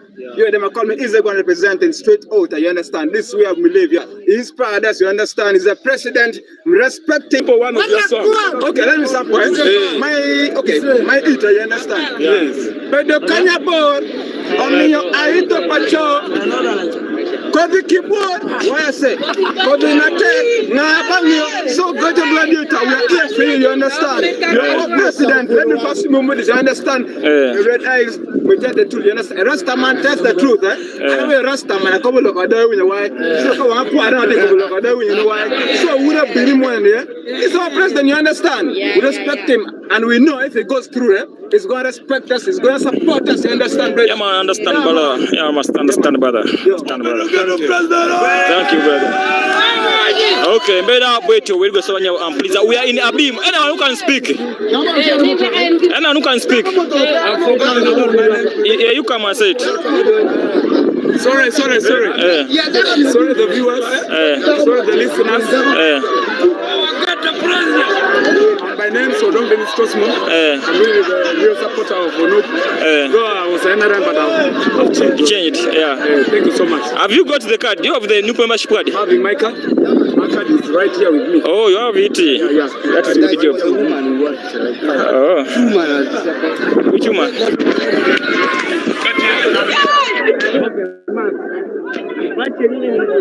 Hey, you come and say something. You come and speak on behalf of the girls in this area. What's the problem this side? What's fighting? They are fighting. There is a musician. Okay. Can you speak English? Yeah, you can speak. Okay. Yo, bro. How are you? Yeah, I'm good, man. Okay, Kakati. Since you're a musician and the president you are supporting is also a musician, so I want to talk about the challenges the people in art industry of this area face. Okay? Yeah, at large in the big district, we have suffered a lot because of the road and insecurity and other things else. People know at large. Yeah, we need change. Yeah. So, what challenges do you face as the artists this side? These challenges I face. Lots of challenges. Even people knows. My witness knows very well the challenges I'm facing this side. Musically, in fact, no support at all. But if you try to see that side of Western Uganda, people do support musicians. But here, we have talent a lot, but nothing completely moves up. So what do you expect from the president in case he gets the chair? Yeah, we need the president maybe just support us in music industry so that we have to always prosper like other people are like. See that? Yeah, man. Okay, thank you. Any point you would like to say? Oh, you have finished? Okay, thank you. Another one who can speak? The world is watching us. I still have some point. The world is watching us. It's like this, yeah, man. So it's like this, musically, we are facing a lot of challenges, you understand, brother? Yeah. It's our president, you understand? Yeah. It's like this. We need a very big mega studio in Abim district here, you understand? Those are the points I've been looking for. A very big studio, yes. You understand? Yes. Of which, if an artist is going to record them, it pays at least a percent to what? To keep the producer and house rent, you understand? For now, how much do you pay to record? Okay, as per now, you go up to Gulu, up to Kampala. From Gulu, if you want to record you go to Gulu. Yeah. From Abim to Gulu. How many kilometers from here to? Okay, it's like this, transport to go from Abim up to Gulu is like 70 because it's 35. When you're going to just record one song, it's 200 already. Which is for 200. For 200, and you're even supposed to go and first. What? And a lodge, you understand? Yes, because we're not going to record in one day. It's 200,000, you understand? Yeah. Up to Kampala, it's like you're spending 100,000. And you may come back and find errors. And you have to go back. Yeah, man, brother. Okay, my request is like this, you understand? If he could, okay, he's a president, I know, he has a good artist. The Rastaman is a good artist person. Yes. I know he's going to do something about this, you understand? Yes. We need a very big mega studio. Yes. Okay, let him bring a studio called Firebase. Yes. Firebase Records here. Oh, you need a mini Firebase record is in Abim. You understand? Yeah, understand. A mini Firebase record studio here. Sorry, bang some raga. You understand, brother? Yeah. Actually, all these issues you're speaking about, they fall in the department of Sanubian Lee. Yeah, man. Do you understand Sanubian Lee? Sanubian Lee. Hey. Yeah, man. So tell what you need from, because the one who takes that department of music and art. Okay, it's like this, What I'm telling you now, people are going to watch. You understand? I know what I'm telling him is going to do it. If someone is trusted, he's a good artist, president. Yeah, man, he's a very good guy. He's a trusted guy. So we need a very big mega studio here. You understand? Yes. He's a trusted person. That one's the SG. The SG is there of the national platform. Yeah. We trust him, He's talking. And look, it's all about the youth. You understand? We youth, we need to grow. Anything about the youth, welcome. You understand, brother? Okay. Respect him. He's our president. Okay. Welcome him with peace. Okay, thank you. By the way, there's one thing. There's one thing again. We didn't want the issue like those people. I'll not call their names.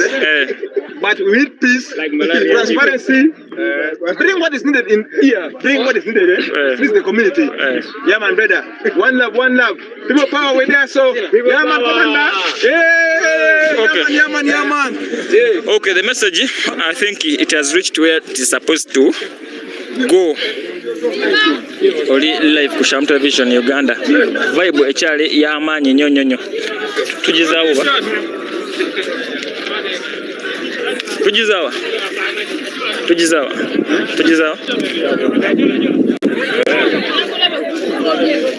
Wani gwenda depa banka yange.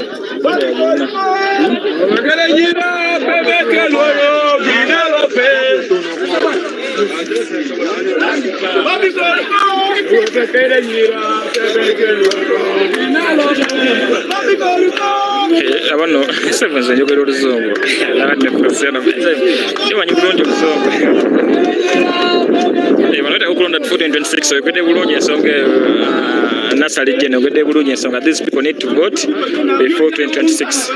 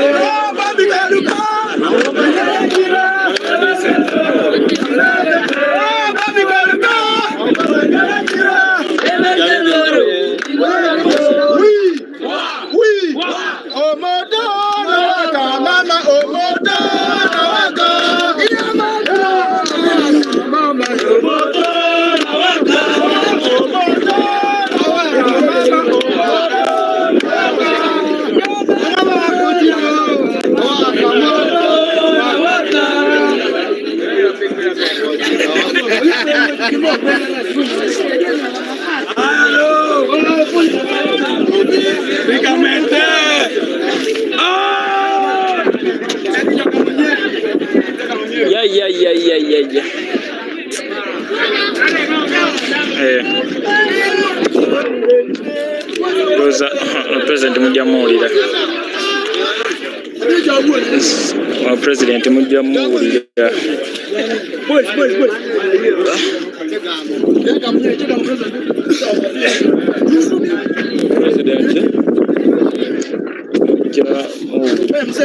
Somebody can look at your body and look at your attack. Abantu batabiri bagambe atuza wansi tabiri bagambe ku DPC DPC nzagiremu naye ebyensonga ebyokulya sijja kwogera bengi osegeera power life tugenda kima Mr. President meya huyo meya DPC banange nzali ku kamera ate nga boss traffic DPC na boss traffic nzali ku kamera munazo nyo etateredde mu baganda bange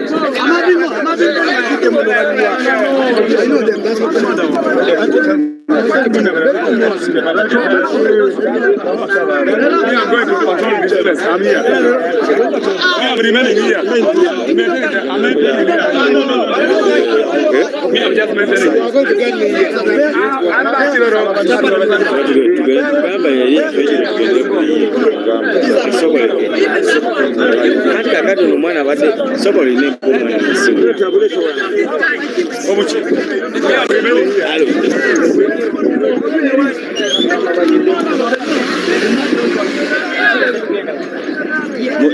Chima president ayi katuuse wali eri kugunga ono mwana aliwa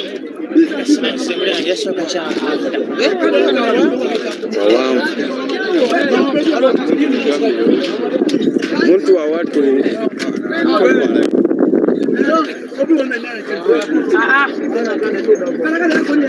toka muyaga njiteka wano mukubo omusajja ngasi soka kasa mugenda naye kwata wano.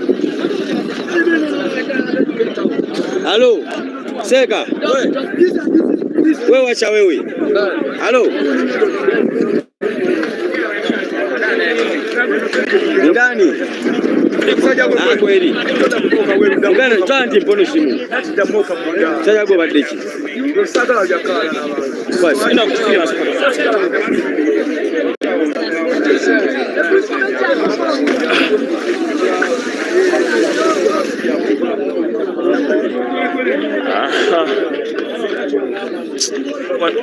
Wani kata Bobi ntu yafa. Wani kata Bobi ntu yafa. Simo iba kyabo. Mazo tusokola mwana. Abadaba yabaone bakumemu. Yadaba abasibe mu. We are going. Tena kwa sende. Tena kwa. Tena kwa sende. Tena kwa defender.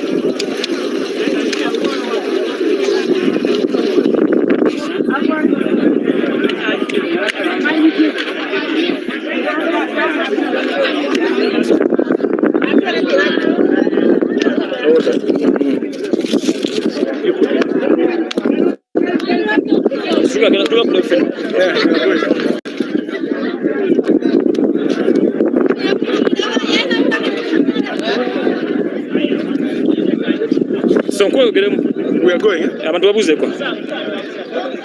We are going. So what the fuck?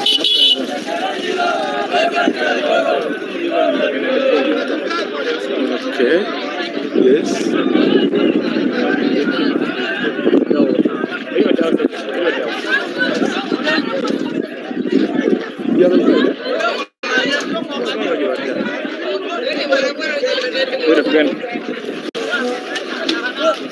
Hey!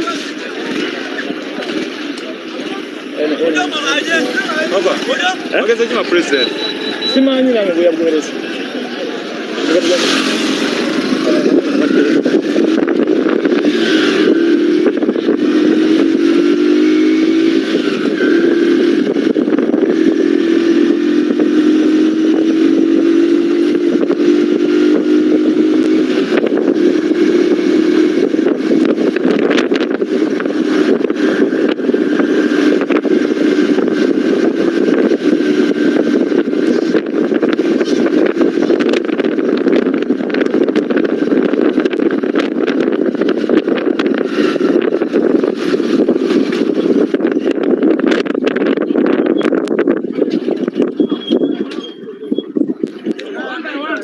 Jitia. Hello.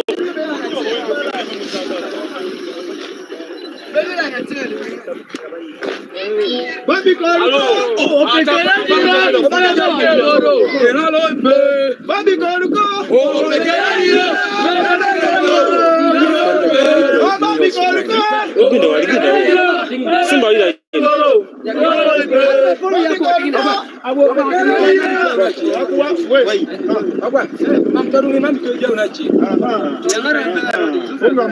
Nakulabe. Dereva ngona mbele yako. Nakulabe. Yes sir. Oyambuze mwele moyambuze. Oyambuga mbele. India. Kanya. Bobi why? Echala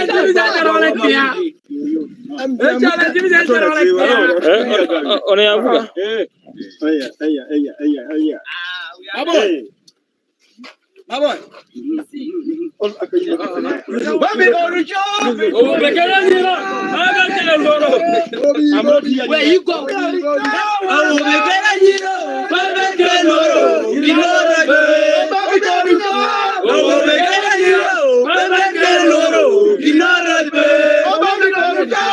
Obekelanyira. Abakeloro. Dinore.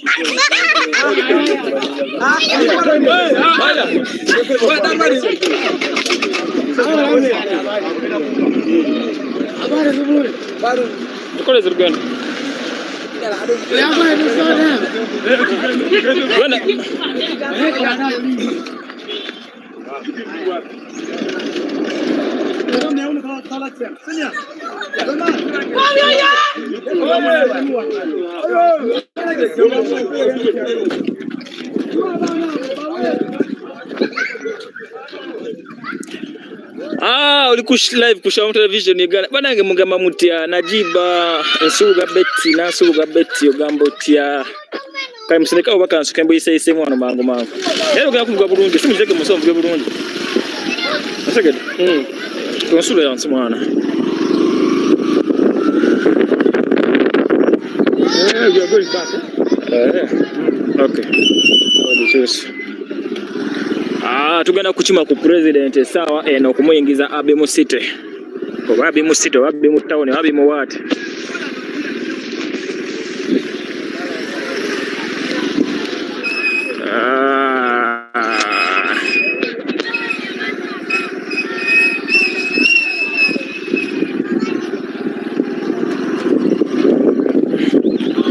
Tugenda kuchima ku president Tiaba tugidi makala mukala moja. Ona sende meko mukala moja mukufunire. Tokunu kunyina ngwe njifuna ne wanongo obulira. Tugenda na ku president.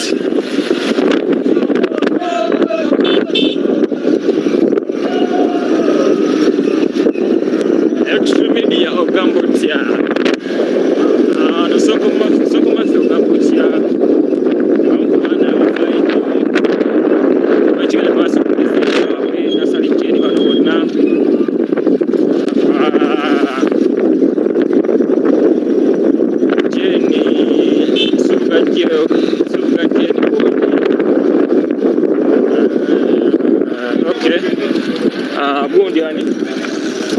Extreme media basamu genda musubscribe ku channel ye Extreme Media Uganda.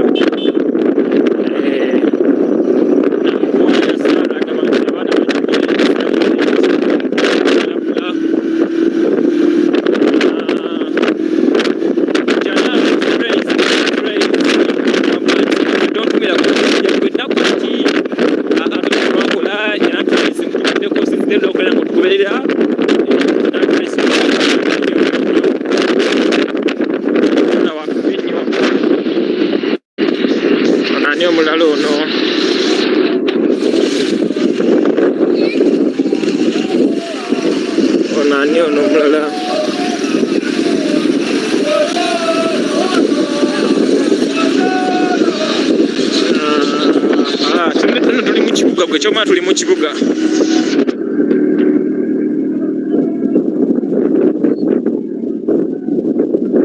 tomanya tuli mu kibuga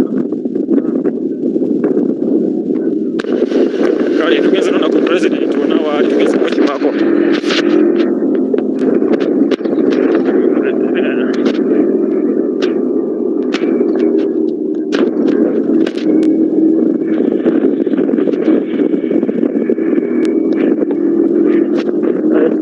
radio transport stop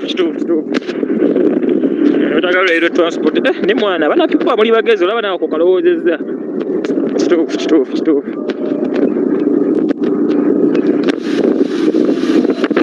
for supporters you are wise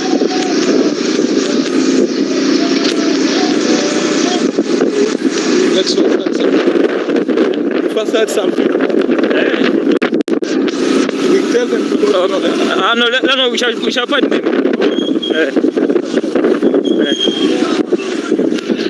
Ote kama wanakudike ne for 10,000 walo kusamu wanakudiki ni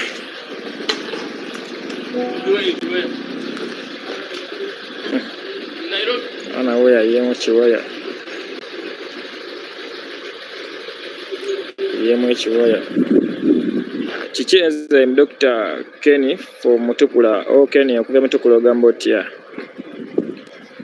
Rita Gambotia kamera nyeze zo lunyweza kwa wegwe sawa zino basanja enda kuja sente zigulana ngwe chomanya tugende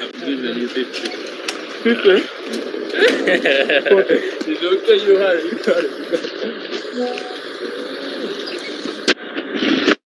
gende ba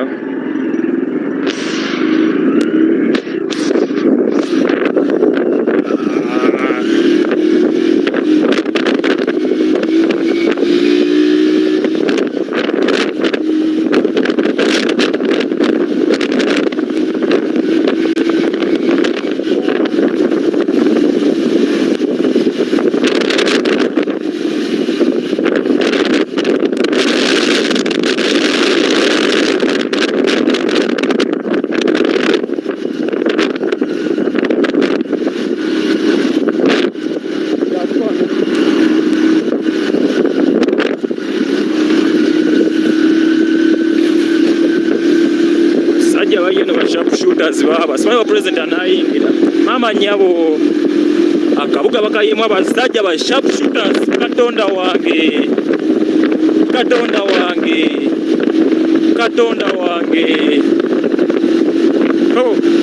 oh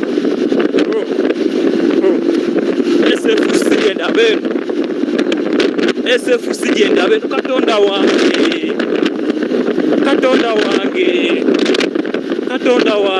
oba abasajja bafukutuseewa katonda wange emundu eziri ne Kampala teziriyo emundu zendabe ne Kampala teziriyo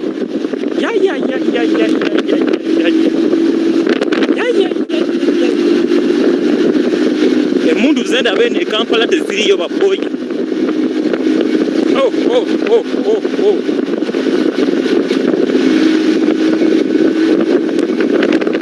emundu zendabe eno zendabye e Kampala teziriyo akatawuni katono nyonyo sina tawuni kano jesinga unagamba nti sina tawuni ngabo unagamba nti sina katokone katwe alimu abantu ngabo unaga katundu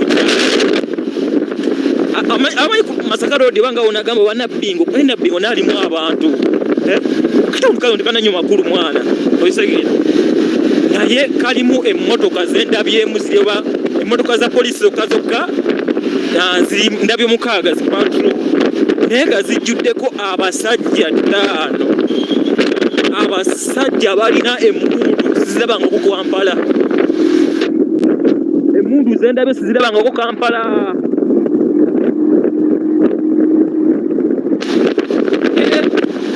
yasobola kuba ndibadde kukola omuyala mpisiza mu katawuni ekikumi siniya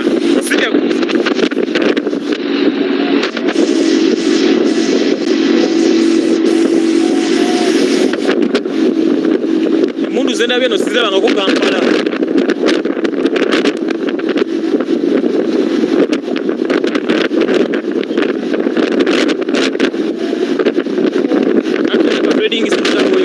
town our trading center ngoja watameni town ya we trading center ya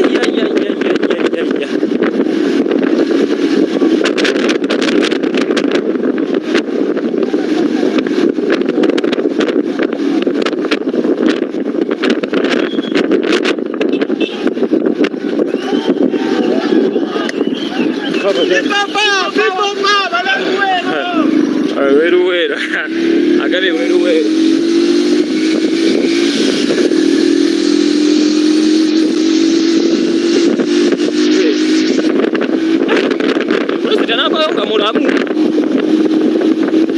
Is it true that this place sometimes is attacked by terrorists? Come again? Is this place have the terrorists? It doesn't have, eh? Okay. Well, that's true that you never do. You never terrorists.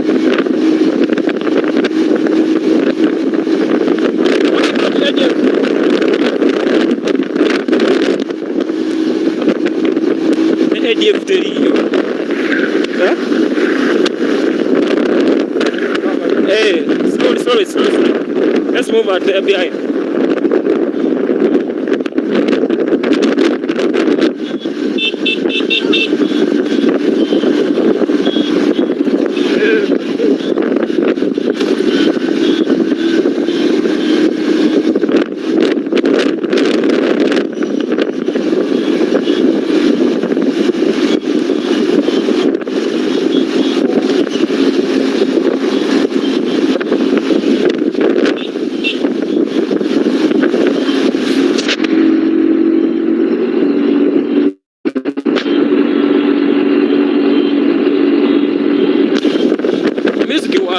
Ku ground kula chichiriyo just nsaza ku ground bapulira nkula chichiriyo then tulabe premeza enzo kwa mwambushi naye gwe mundu kugaliza endabye eno sizirabangako wantu wonna mundu eziri ne Kampala teziriyo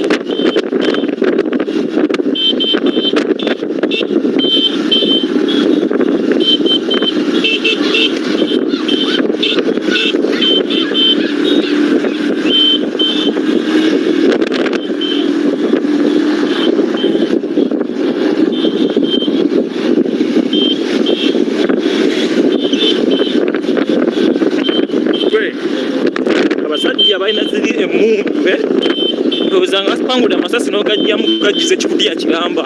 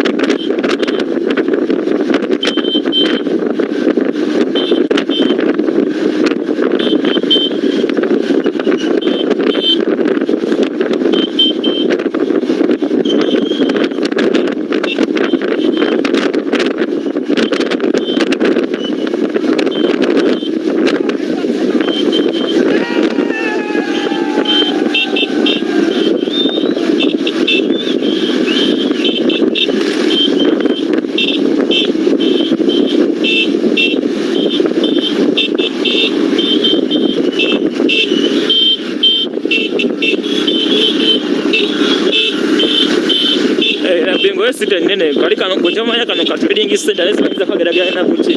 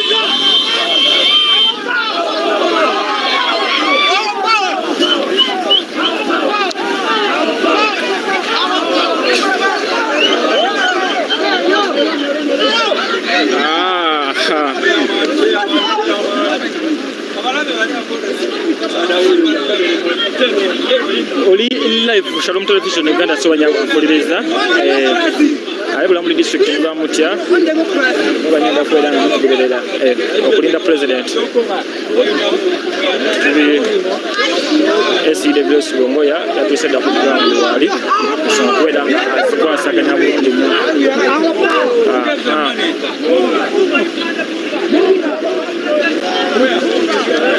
This was the one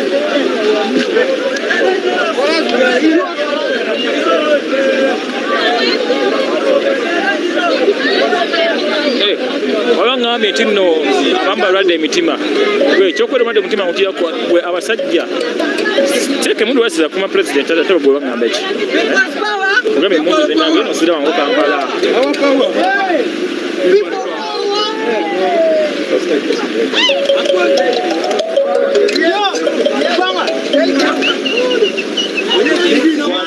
DJ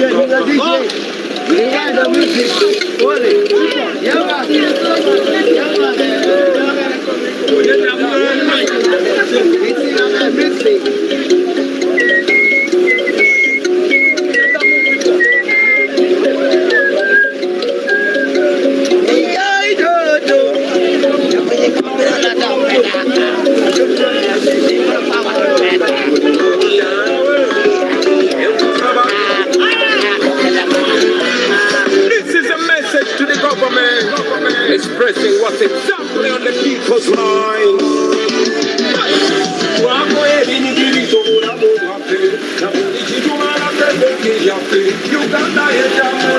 Oli live ku Shalom Television Uganda. Subscribe to the channel tambula fena chokola cha Abim.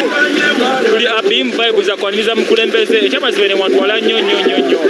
Ali akatoki abantu b'embale. You have to appreciate the president promoting the culture dance yammwe all over the country wallahi. Kabuje tugende baludda bakabera kadodi. Segera.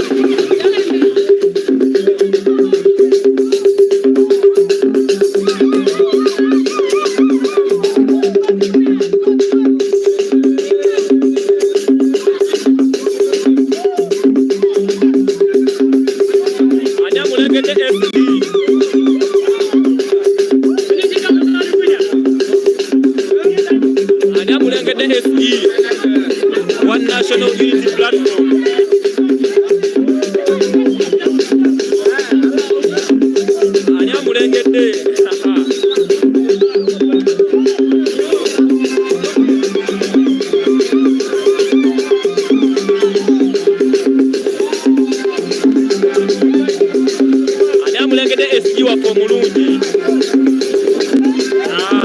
This is so wonderful.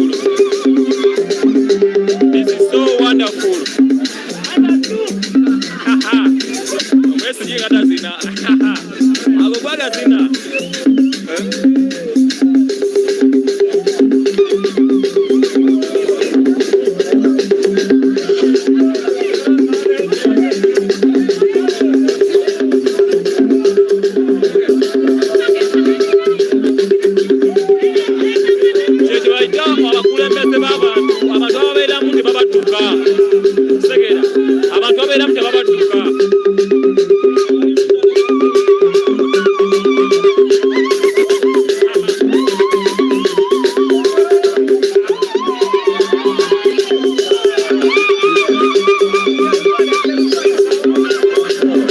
Sure. Yes. People power. People power. Our power.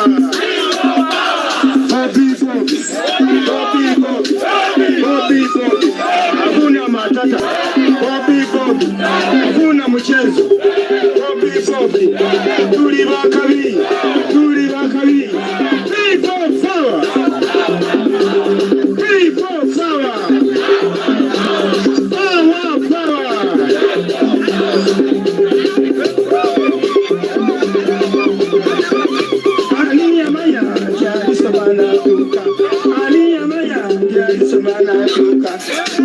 Birango kusebe ukoluberera osoka kwebaza Katonda byatukoledde olwo nosaba emirembe gy'oluberera mujja kulaba ng'emmundu efumwa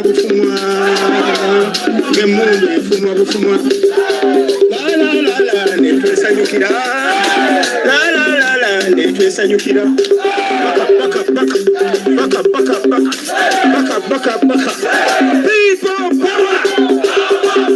people power. Bobi, Chagulani, Bobi, hakuna mchezo, hakuna matata, hakuna kucheza. People power. Kona ndongo.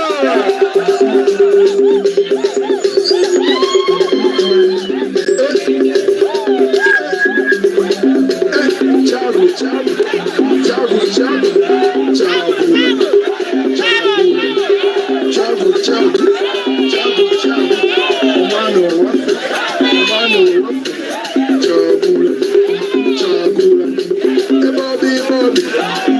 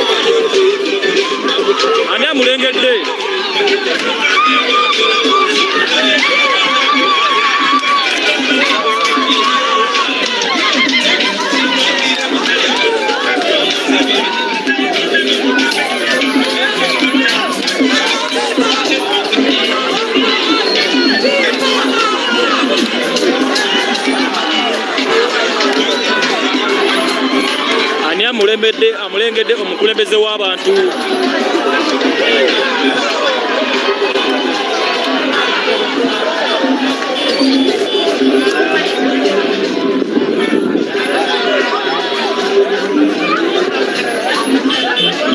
gira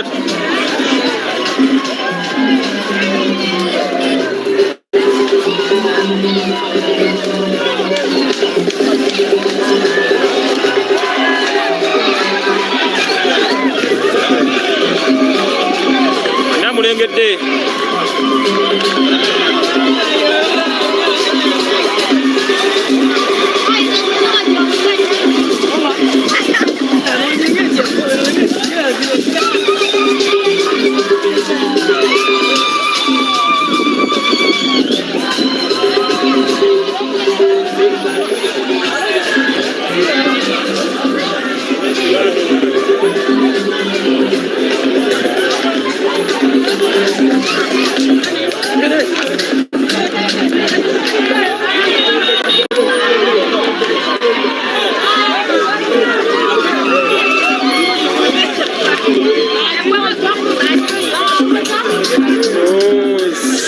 Suna Cambodia.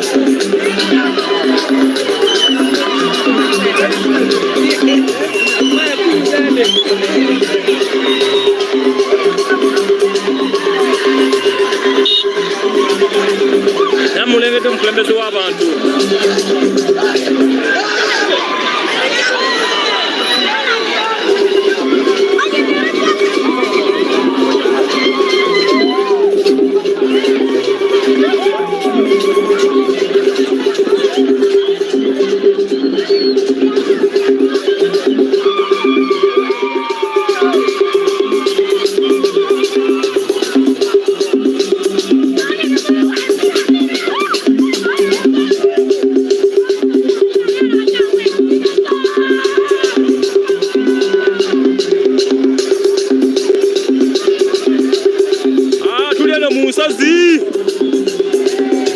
Musozi wala ddala amanyabo amairo bimeka okuva e Kampala tuli mu trading center tuli mu kibuga tuli mu trading center kyovala beno yo tebamuganya yingira kubanga si kibuga kimanyi trading center salo tuli bancha salo to the day tomorrow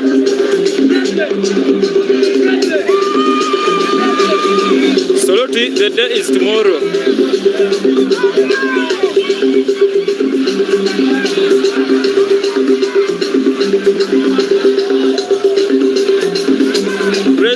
So to the day is tomorrow.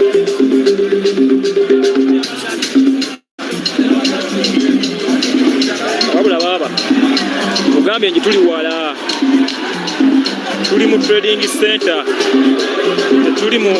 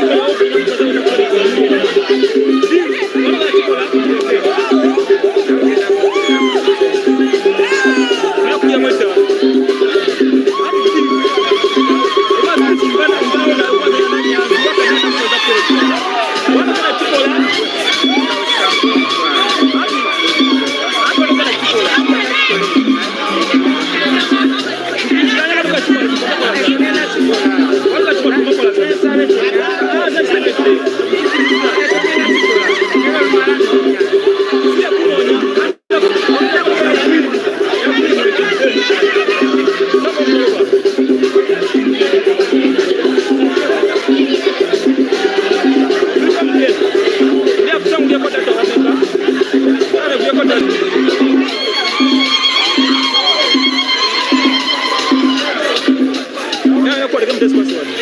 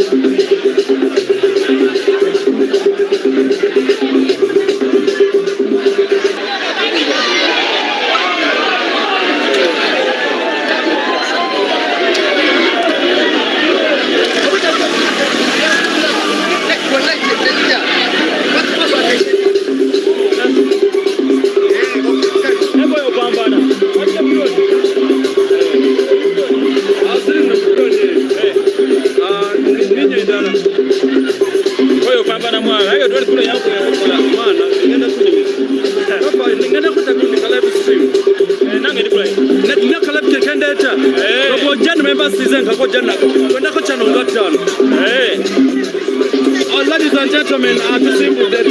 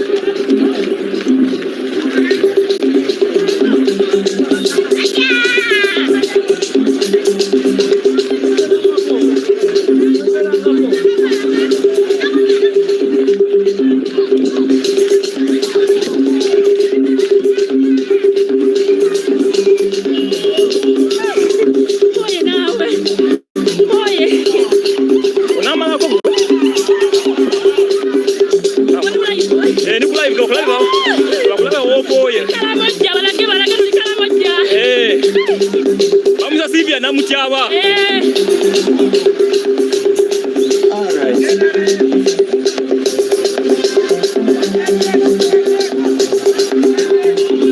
Mwanzo bode yamvusaliwa.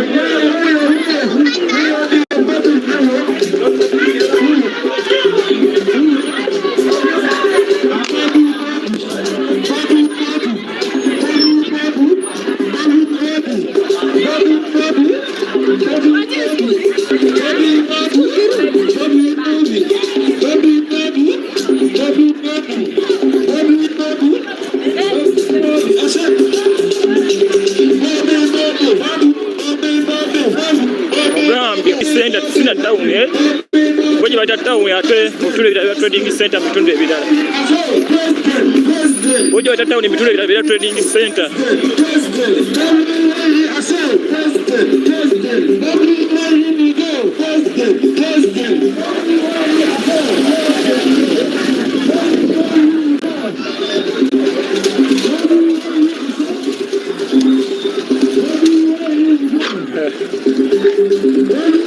Bojo watata ni mitundu ebirala trading center.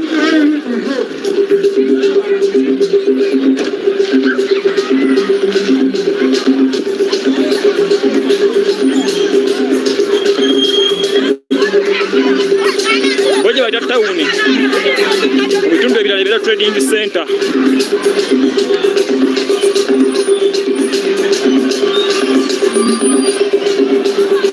President Maruka Njiraba. Ali munda motoka zizayo mutwe. Ali munda motoka zizayo mutwe.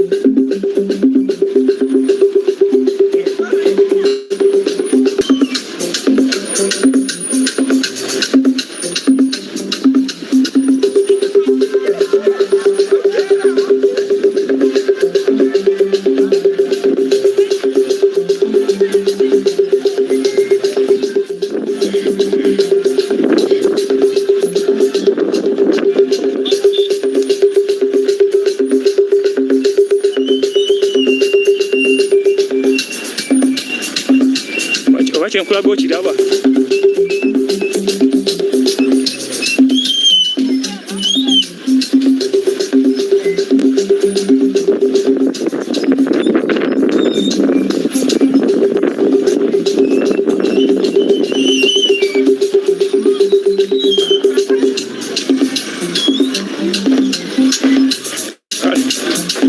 What do you want?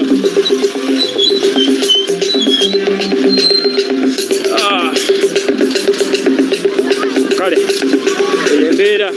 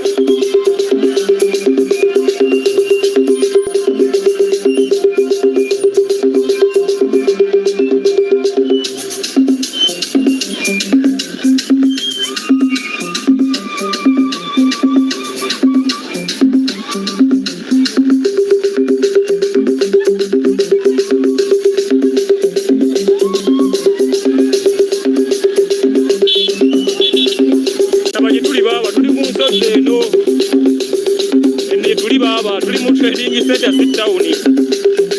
District center uli aba trading center.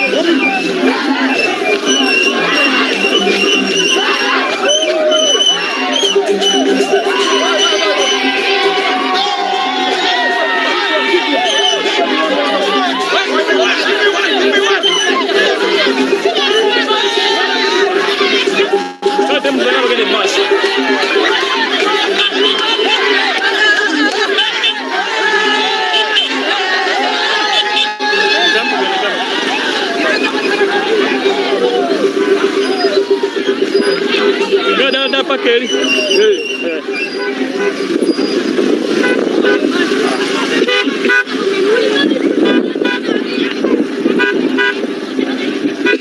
Whoa.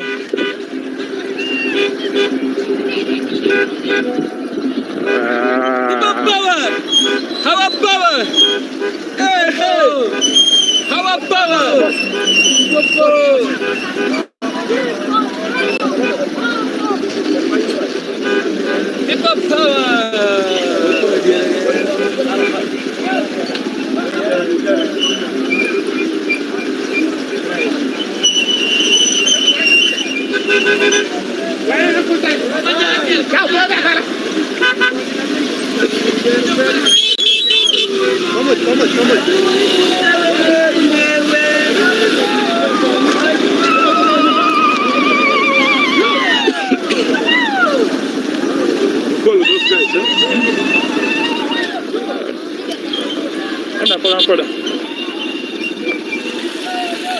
Whoa.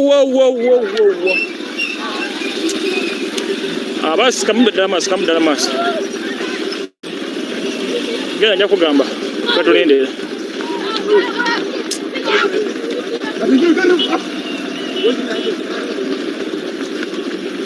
Olenga aje tuli mu nsozi wala nnyo.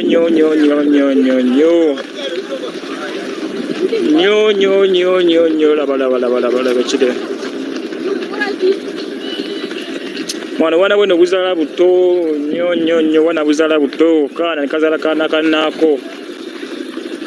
Otwana tuzatwana tunwa two. Otwana tuzatwana tunwa two. Otwana tuzatwana tunwa two. Otwana tuzatwana tunwa two. Otwana tuzatwana tunwa two. Oh, Otwana, no market, no shops, no everything, no even not everything. Otwana tuzatwana tunwa two. Katukira fa gold nimesa kutoa linde mkono.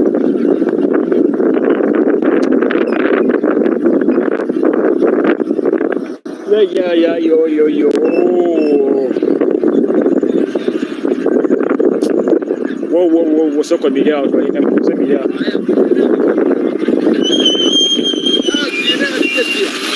Whoa. Otwana tuzatwana tunwa two. Otwana twezalamu. Aha. Ochogedde bulungi sona. Otwana twezalamu. Otwana twezalamu. Otwana twezalamu. Ewa boda nvuze. Ngama ntisamu balaze. Yeah, man.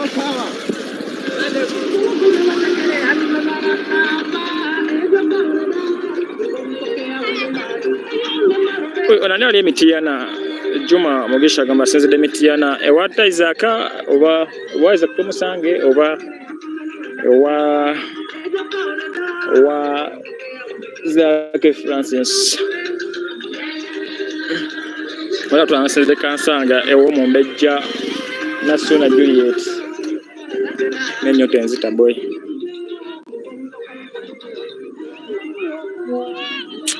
nyonta enze zitenze look proud na Jona de Kampala kati sema bana fuma tagata kisoruti simani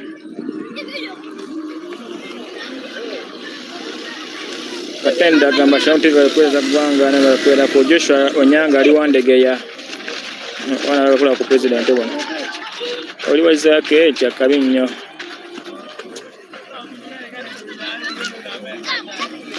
Nyonta is killing me.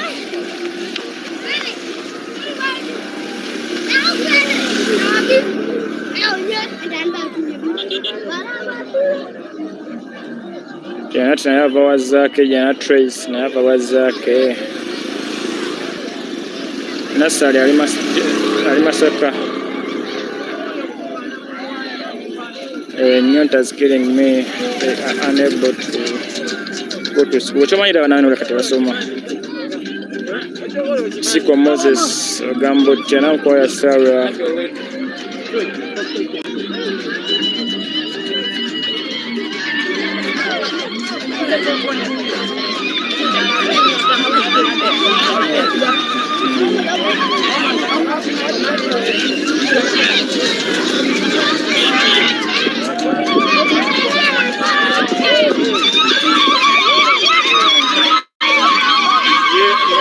Adams mpaka namba ngwe time Chakabinyo Nyanza Adams namba ngiripindiga wakulwao tuna bulungi wakulwao ojja kwogiraba ndaka musiga naenda kwelanga kubamba ebalenga etokubako just above test tokubako okubako detamu golaba fresh okugamba otya mugaga wange golaba fresh kulabidde musanyu asizde Bahrain watching live walikweza kwanga Chakabinyo fresh goloba mugaga wange asinga wano ku app eno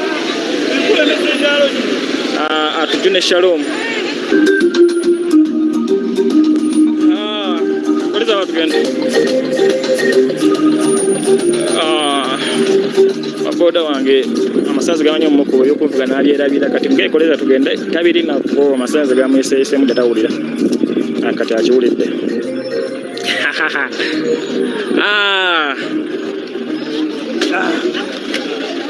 ekoledde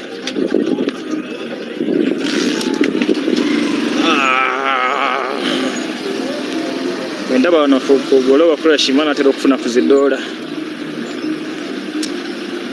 Ruth ogamba otya Ruth olemere kukyaba n'obutasoma kikufana tebasoma munnaye lero si Friday kirategeeza bana bana esaasaliza kusomero singa bali ku ssomero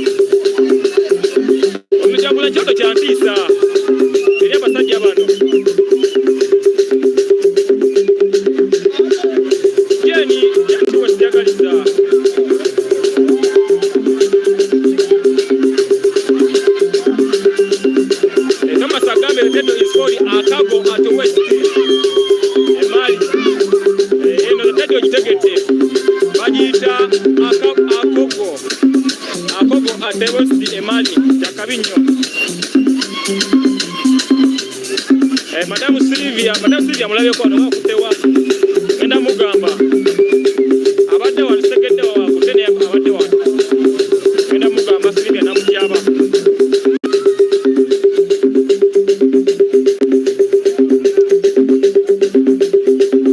ekirungi ate namba yanga nyo kutasira munoja kwanza kibawe sibana ko buzibu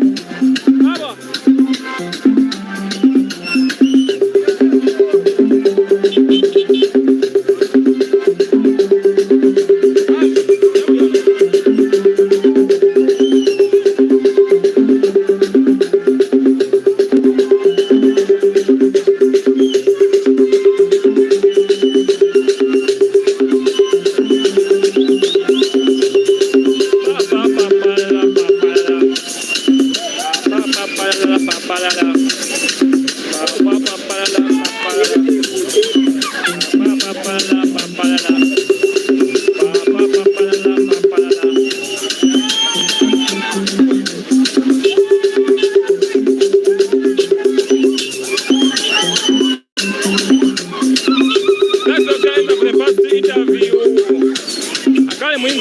Chakabinho.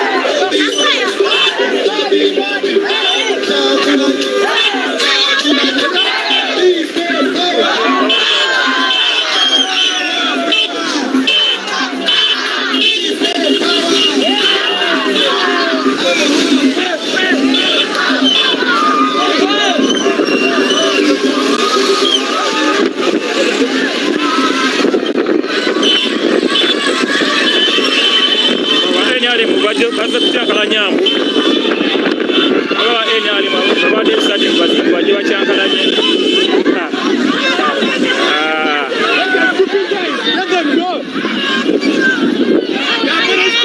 Genda maaso.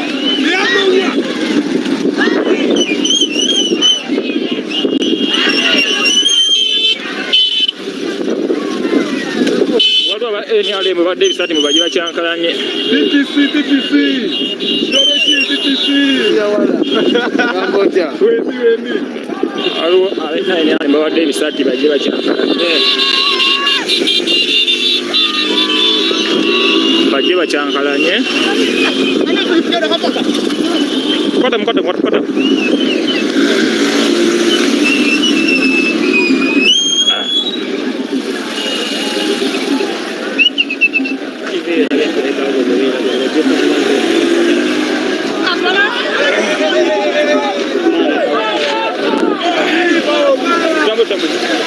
We'll go.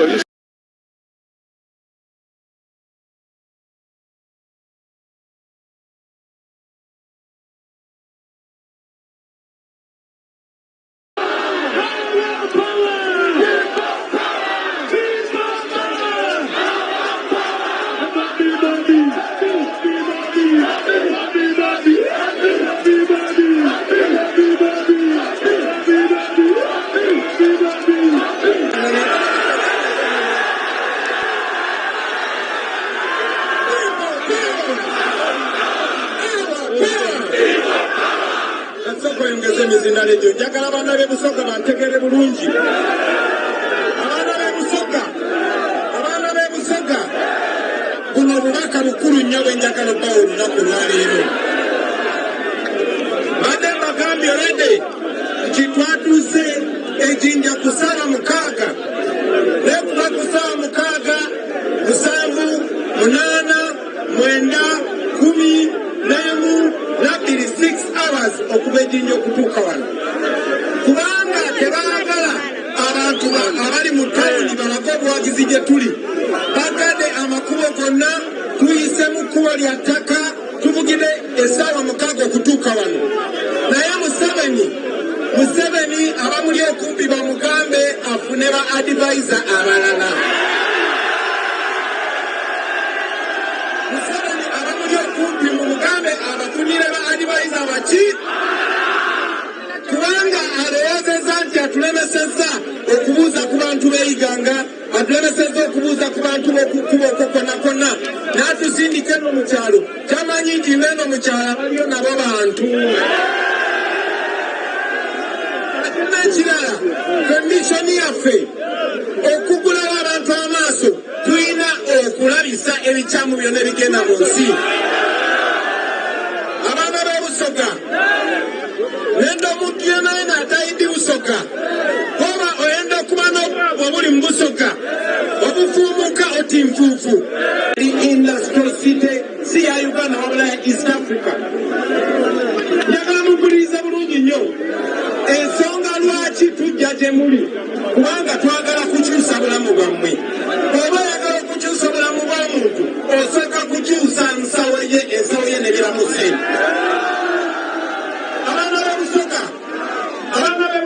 Originally, kemba mali musinga okubeera lake tokkiriza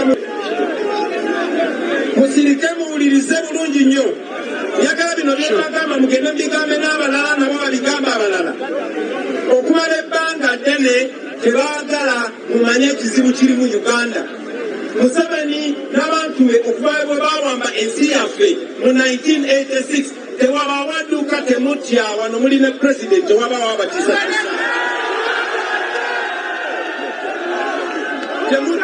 Temuvaawo muli safe muwulidde.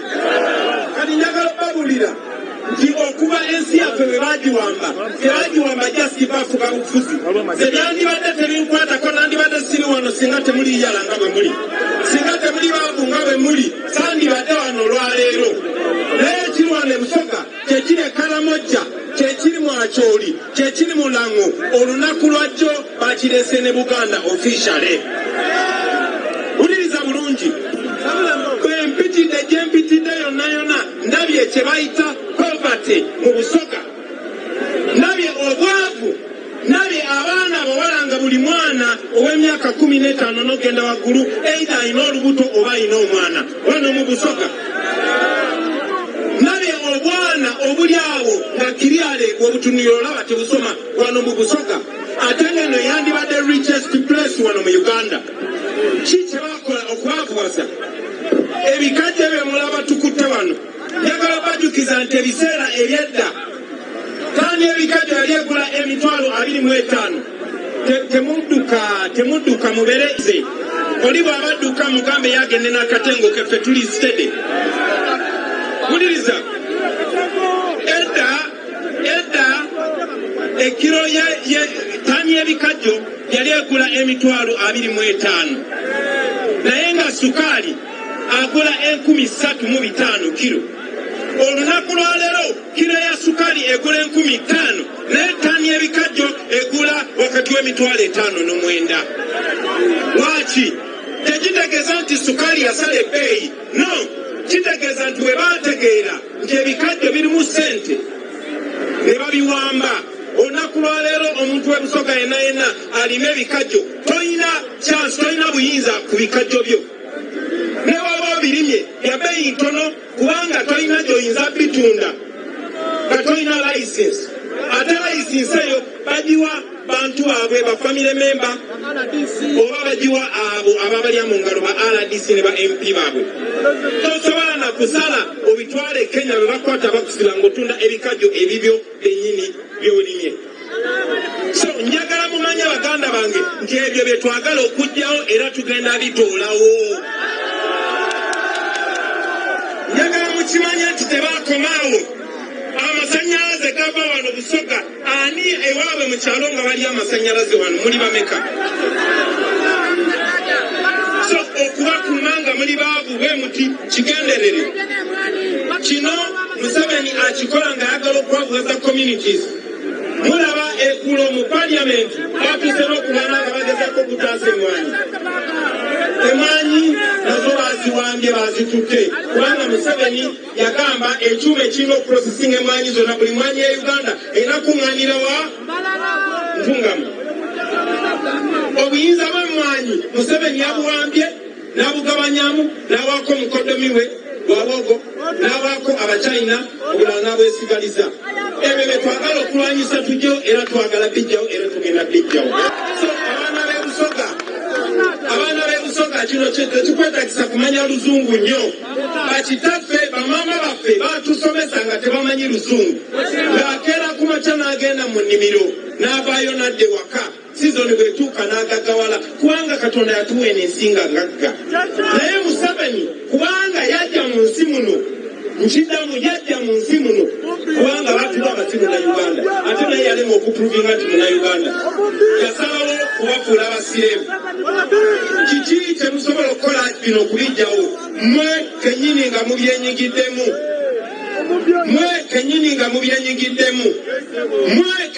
mubyenyigiddemu. Totuula eno n'ogamba nti bakwata omutwalo gumu n'otenyigira mu byakulonda oba n'otawa bwongo ebyobufuzi kuba ebyobufuzi bye bisalawo obwavu bw'obeeramu oba obugagga bw'obeeramu. Bye bisalawo omwana wo basoma oba omwana wo tasoma. Bye bisalawo ebbeeyi y'ebikajjo. Bye bisalawo oba olina oluguudo oba toyina. Tunula bwetu bwe tufaanana. Kati omuntu yenna atunula okwetola ensi yonna yonna. Once upon a time eno yali greatest place mu Uganda muno. Naye bw'oba ogenze Busoga okutuukayo olina kubeera ng'ofaanana bw'ati. Olina kuba ng'oddugadde bw'oti. Ekyo Museveni kyabaagaliza. N'olwensonga eyo sijja kulwawo nnyo naye abaana b'e Busoga munyiige.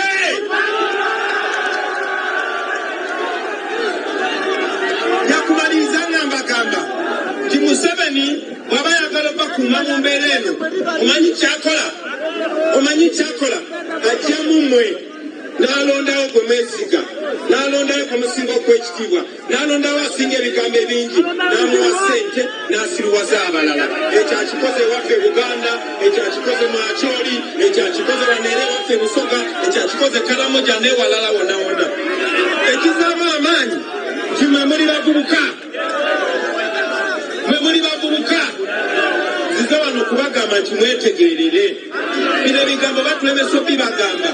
Olunaku lwaleero bagaddewo amakubo gonna tetusobodde kuvuga ku kolas olunaku lwaleero lwonna kuba bayagadde tutuuke wano ng'obudde buzibye. Babadde balowooza balowooza nti abantu babatiisatiisa baleme kujja wano. Naye Katonda w'amaanyi gye tuyiseeyo nanne gye batulabangako batulabye. Njagala kubasaba mutwale message eno. Obanga ebigambo bye njogedde tebimazeeyo ekizibu naawe yongerezaako kase ekizibu kikulaze. Kye njagala okubasaba, take back your land. Take back Busoga. Take back your economy. Take back the wealth in sugar cane.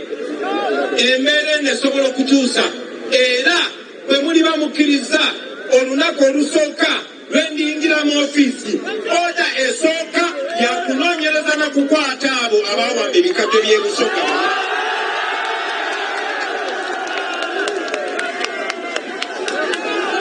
Ekyokubiri kubaddiza bugagga bwammwe. Baatugamba nti olina kusoma busomi okugaggawala. Ne bataata bammwe abazimba ennyumba zonna ze mwakuliramu balina diguli mmeka?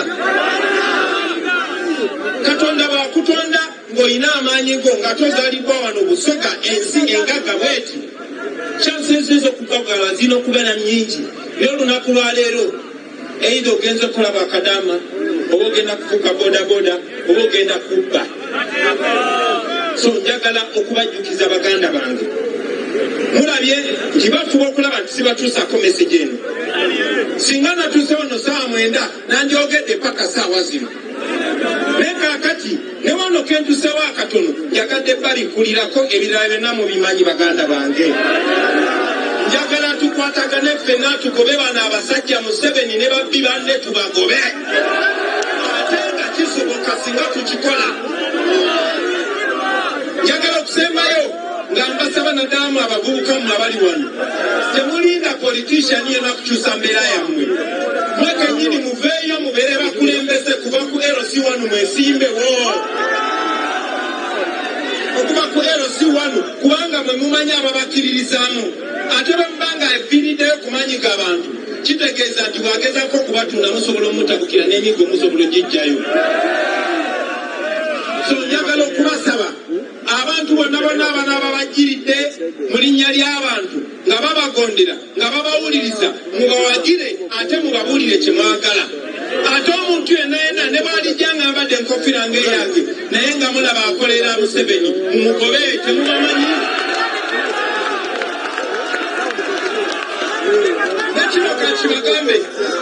Nekino kakibagambe Museveni yagezaako nnyo okumpolota ne bigaana. N'agezaako nnyo okusemberera bano bakyali bange Banyanzi, Basenyonyi, Baluwongoya ne bigaana. Naye waliwo abo be yalaba nga batambula nange naddala wano mu Busoga. N'abayita bwe yabayita n'abawaayo akasente. Kati ebigambo bye baayogeranga luli babikyusiza. Kiki ekyakyuse? Ebikajjo byeyongeddeko ebbeeyi. Enguudo bazikoze. Amalwaliro gamme galina eddagala. Amasomero gamme malungi. Lwaki bakyusa ebigambo byabwe? Njagala obabuulira omuntu yenna ne bw'anajja n'agamba ng'alina ebifaananyi 10 ne Kyagulanyi n'agamba nze natambulanga ne Kyagulanyi bwe mulaba nga atandise okutambuza ebintege mumugobe. Ate omuntu omulala yenna ne bw'aba nga badde tatambula bulungi naye najja n'abagamba bannange nange nalabye nga abantu be batuufu mumusembezanga naye ne mumutunuulira nga mumwetegereza bwe muti. Bawaggulu nga mbagamba nti nze sinnaba kupowa era paka nga nfudde sigenda kupowa. Ate sigenda kufa. Genda kubeerawo, mugenda kulaba olunaku olupya, mugenda kulaba nga Museveni tumugobye, mugenda kulaba nga mweddiza ebikajjo byammwe nga ebikajjo bizeeyo ku 25,000. Mujja kirabako nga mma mu byeprocesingira nga sukaali nga wano tewakyafulumawo na bikajjo wafulumawo sukaali. Mugenda kukirabako nga amasomero gammwe gazeemu okusomesa abaana ebigasa. Mugenda kukirabako ng'otwala omukazi mu ddwaliro nga tewali sente z'osasula kubanga gavumenti esasula. Mugenda kirabako nga abo abasee naye nga tebabakuba migo mugenda kirabako. Mugenda kukirabako. Nga ne luno oluguudo lwe tuyiseemu kasita nduyiseemu mbadde ndumakinga era mbalirira kyetaagisa ki, kyetaagisa ssente meka, kyetaagisa budde bwenkana butya, tujja kuddamu tujje wano nga tuyise ku olwo oluguudo nga lwa kolansi. So mbalirizanga mbasaba mugende muwulire abantu bonna bonna abo bali mu kubonaabona kubanga babagoba mu bisenyi tebakyasobola kulimirayo. Abo abalimi baduuma nkimanyi bulungi nnyo nti olunaku lwaleero abantu beeno babakula basireevu. Duuma yali cash crop wano mu Busoga, aye mu kiseera ekyokusiga duuma bamutunda kodi mutwalo mulamba kiro, aye mu kiseera ekyokukungula bamusala bbeeyi. Tinekyo eyo ensonga endala n'ebidandaali. Mu ssaawa ey'okusiga ensigo ebeera waggulu nnyo, mu ssaawa ey'okukungula ne babisala ebbeeyi. So njagala mumanye tebyo byonna tubimanyi era tugenda bikyusa. Ate mu 7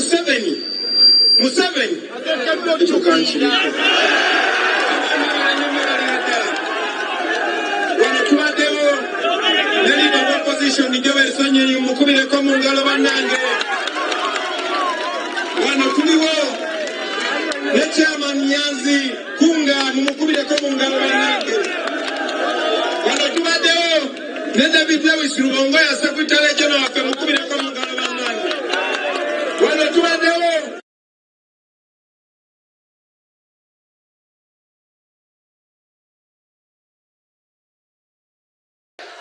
5 days, 5 days. Oh.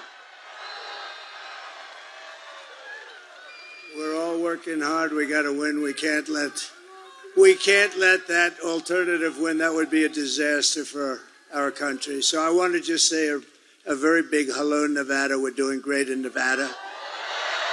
And I'm thrilled to be back in this beautiful state with thousands of proud, hard-working American patriots, and you are that. But I'd like to begin by asking a very simple question, very easy one. Are you better off now than you were 4 years ago? I've come today with a message of hope for all Americans. With your vote in this election, I will end inflation. I will stop the massive criminal, and you see it, the criminal invasion, some horrible, deathly people. We're not going to allow it. They're destroying our country. We will stop it immediately. And I will bring back something that you haven't heard of for about 4 years. We're going to bring back the American dream, and I want to just thank you. You're going to bring it back. And that's all you really need to know. And remember, Kamala and Sleepy Joe, they broke it. I will fix it, and we'll fix it fast. And we're going to have America that's bigger, better, bolder, richer, safer, and stronger than ever before. And, you know, we're doing fantastically well in the polls. And I want to thank a man who's with us. And I said, Joe, you got to go because he's got some big stuff going on and we got to win this thing. He's heard my speeches before a little bit, but you have a great governor here, Joe Lombardo. And where is Joe? Where is Joe? Thank you, Joe. Is it okay? Can he go and do some business so that we can win and he can take care of some young people that are incredible and love him? Joe, thank you very much. So you go home, Joe. Thank you. Appreciate it. Great job. Joe Lombardo, everybody. Thank you.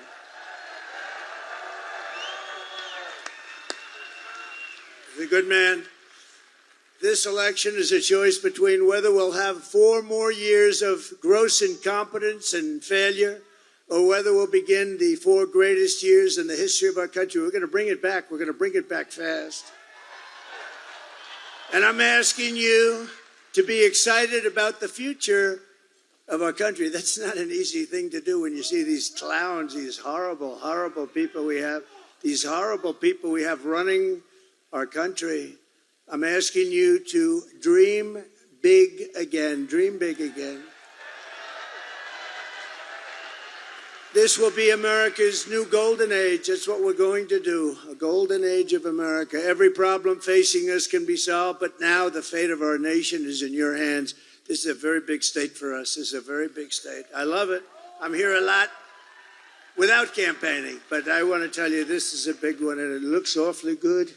It looks, I don't want to say, just keep voting, keep voting. You got to get out and vote.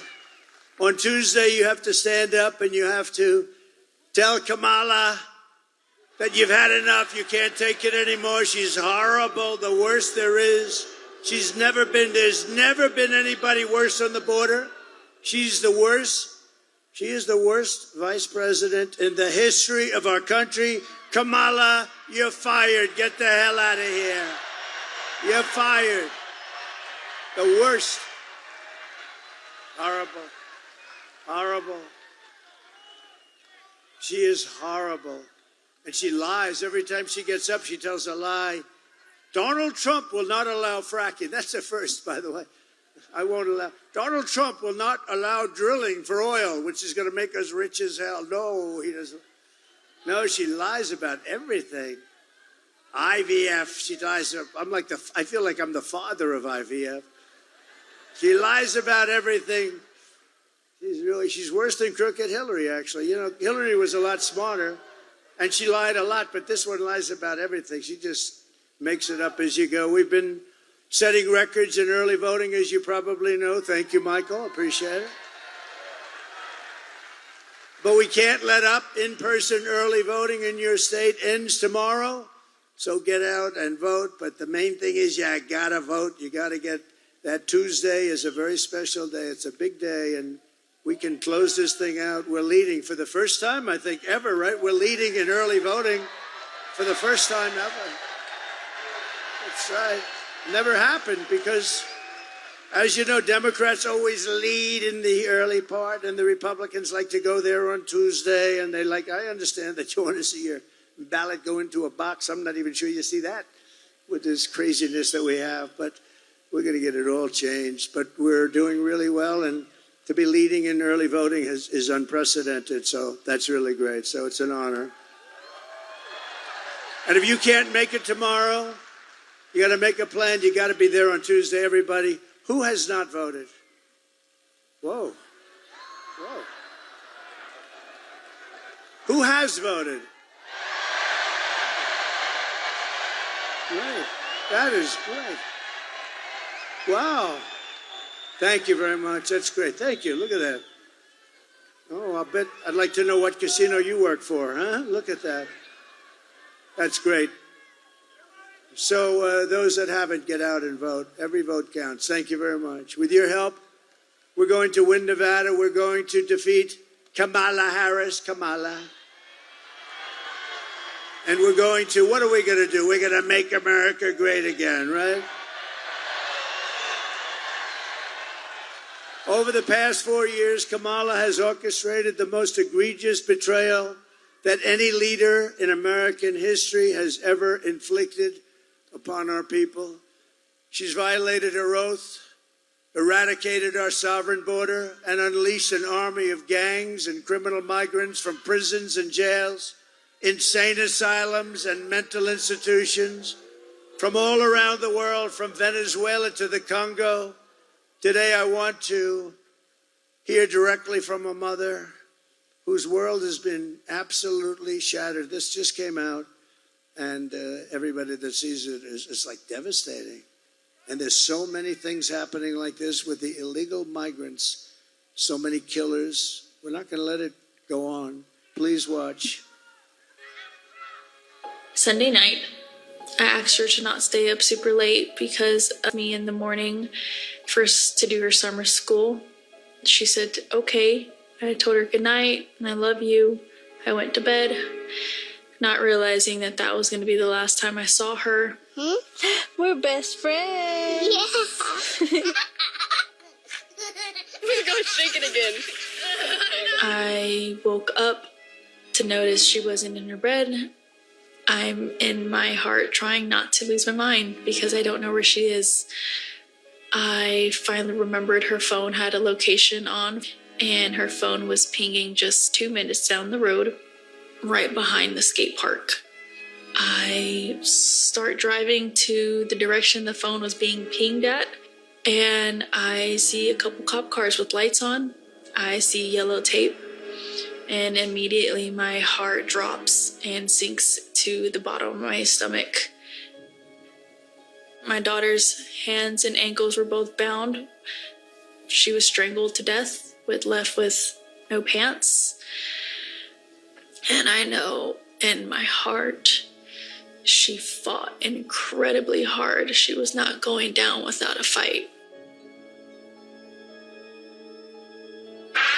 We begin with two men we're learning are charged with capital murder tonight, accused of killing a 12-year-old girl. Police say these men strangled her before dumping her into that creek. Both men were in the country illegally. Apprehended, then released by Border Patrol less than 3 weeks before Jocelyn's death. The men accused of killing Jocelyn Nungare are affiliated with the gang known for brutal violence.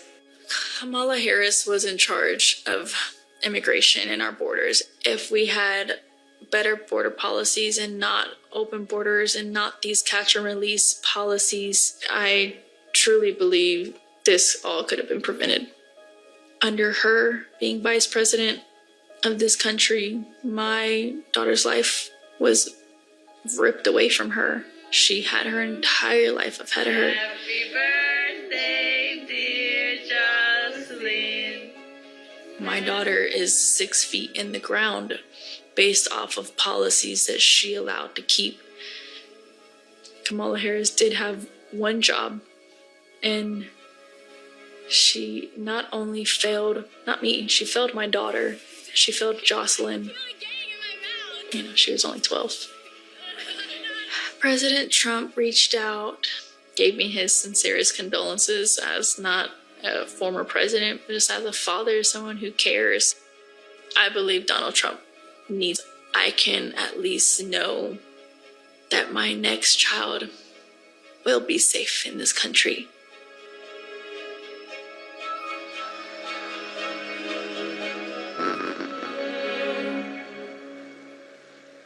Thank you very much. So sad. Thousands of people all over our country. This is constant. These are some really tough people, some really bad people coming in. They make our criminals look like nice people. That's how tough they are. They are just so bad. The jails are being emptied into our country. Jails from the tough through her stupid open border policies. Totally unvetted. Nobody knows who they are, where they come from. Countries you've never even heard of. The day I take office, the migrant invasion ends and the restoration of our country begins.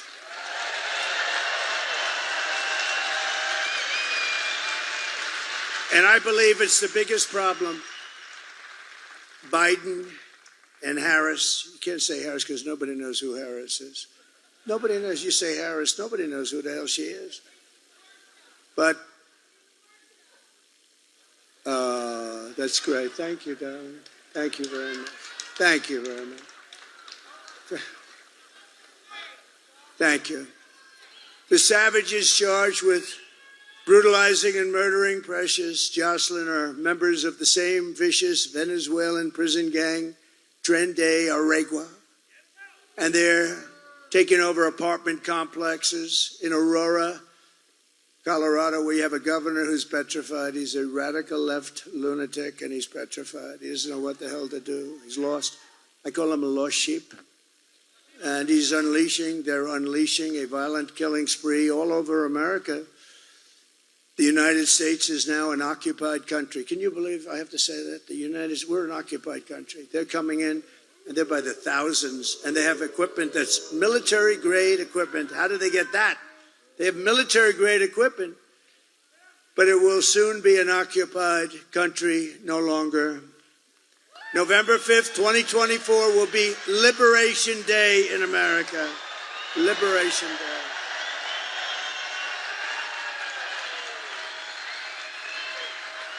On day one, I will launch the largest deportation program in American history. We're going to get them out. We have no choice. I will rescue every city and town that has been invaded and conquered. They are conquering areas of our country. They're conquering. We don't know. and nobody wants to talk about it. And the fake news, of which there is a lot back there. Whoa.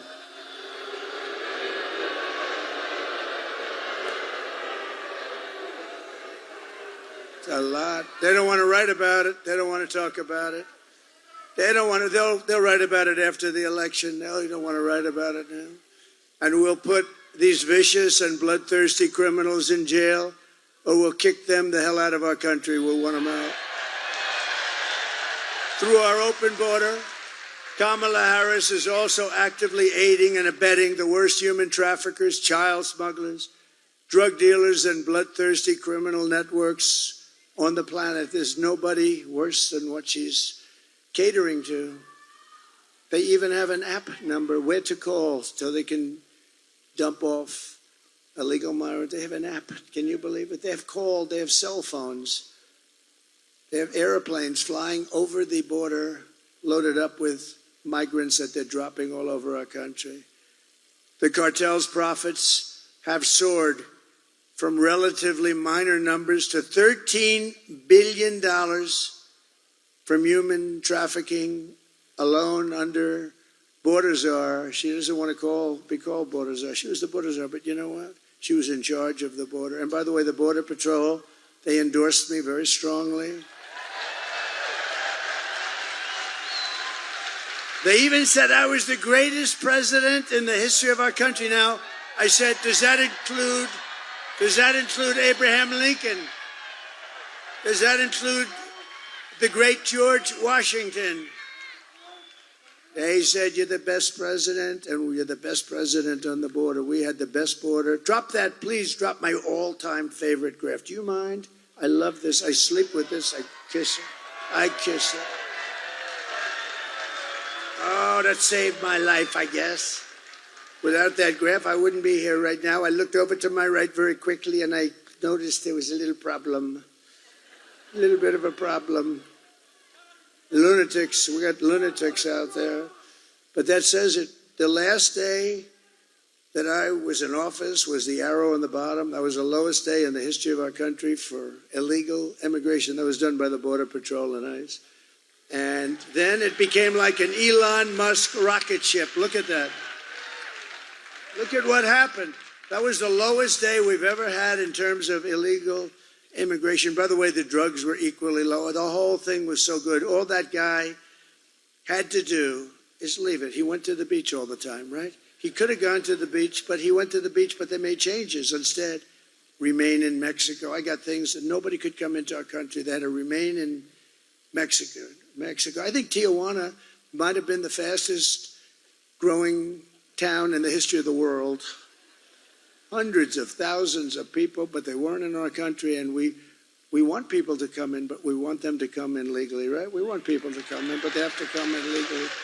We don't want murderers and drug dealers, and we don't want them to open their prisons. Think of it, they're opening their prisons and dumping them on us. But every day they're stealing innocent lives on both sides of the border, both sides. Just days ago, a young U.S. Marine Corps veteran named Nicholas Quetz from Arizona was driving through Mexico very routinely. Who would think this could happen? For a beach weekend with his great friends. Yet everybody loved him. He had a lot of friends. When he was viciously gunned down on the highway and murdered by members of a Mexican cartel. And we're joined today by Nick's wife, Carrie, his father, Douglas, his mother, Patricia, his sister, Alexis, and his brother-in-law, Phil, and they're beautiful people. And if they'd like to come up, I'd love to have them just to honor their beautiful boy. I'd love to have them. Come on up. Go, good.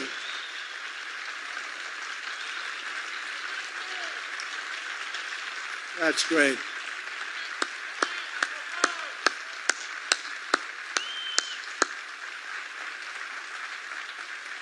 This is a great family, a perfect family, and what happened to them should happen to nobody.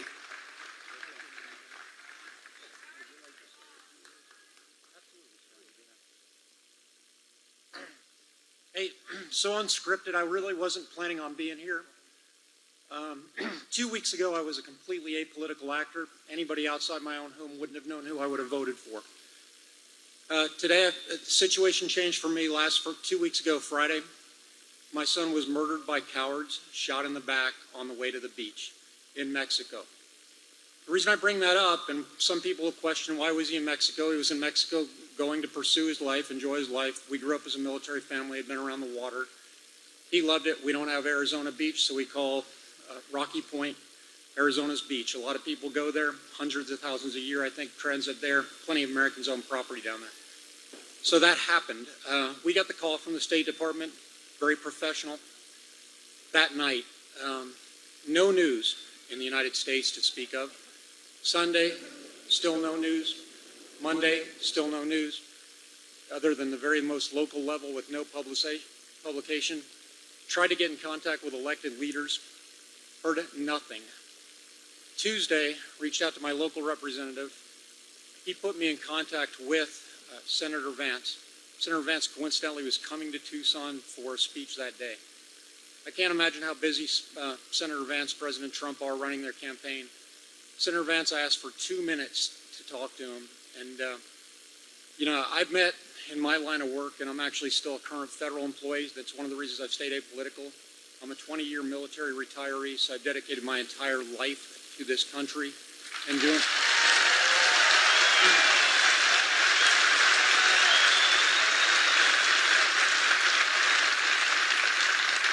My son, who is a military veteran of the United States Marine Corps,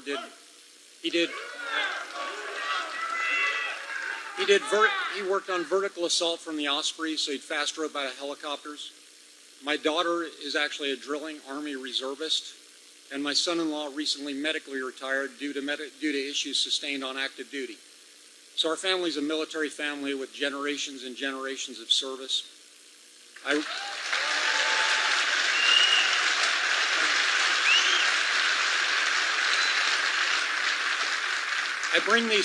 bring these things up as an apolitical actor and somebody who struggled, the kind of Americans many are, who probably sit around their table and say, who are we going to vote for, go back and forth, decide what we think is important.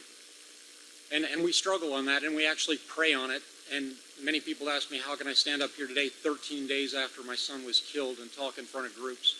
And it is through the grace of God, and I do believe in God and a higher being.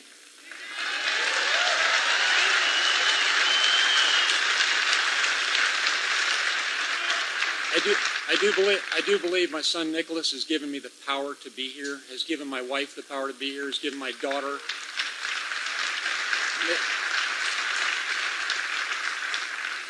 Karime, who is Nick's wife, and my son-in-law Philip. And Philip has done such a great job, so now I have one living son, and that is Phil, because one was stolen by the cartel. So when I met with Senator Vance, and because I am apolitical and met many leaders from up to the level of National Security Council, plenty of times working different issues for this government, I asked him a question, and I said, sir, before we talk, I need to know if I'm speaking to the candidate, the senator, or the Marine. And he said, I'm JD. I need you to tell me what I can do for you, and you tell me what you can do for me. And he meant it as a way of helping him to help me. So JD Vance was awesome. I asked for 90 seconds. He gave me 15 minutes. At the end, the very next morning, the very next morning,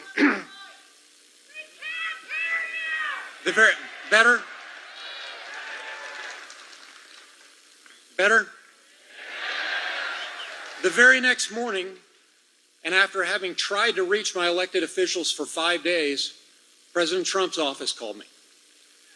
President Trump, in the fight of his life, offered to meet with us. President Trump gave me 15 minutes of his time to talk about what we could do. I asked him for some things, and he helped.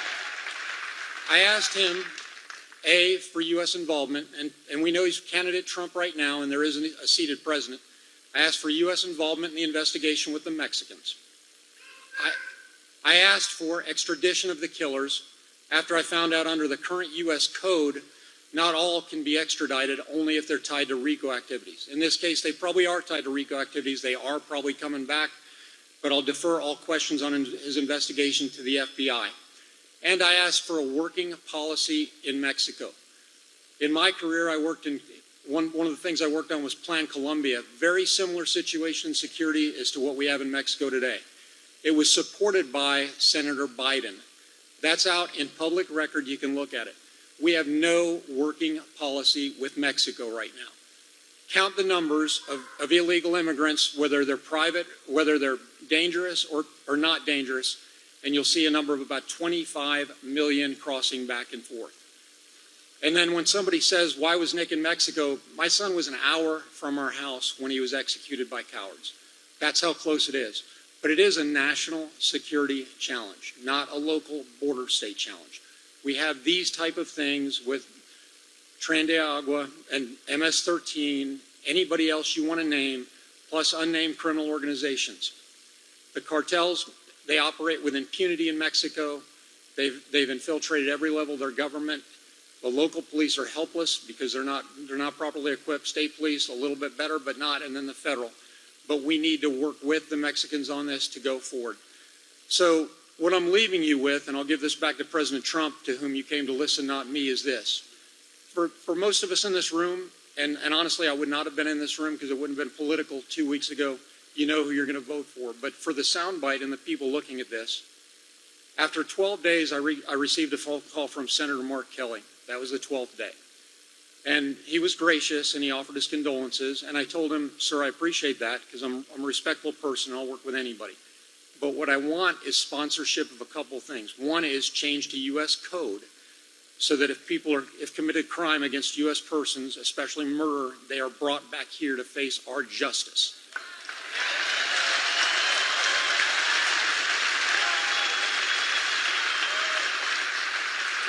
Number two is legislation that is enacted that takes us someplace closer to Plan Mexico that'll institute not only military capability but also institution building. And if we break out the numbers of what it costs, we can do that for much less than we spend on illegal immigrants. And we can make both sides of the border secure. People are coming here. Some come for economic, and we talk about that, but many of those people are actually fleeing due to the insecurity in their own country. If we can help them, we can help ourselves.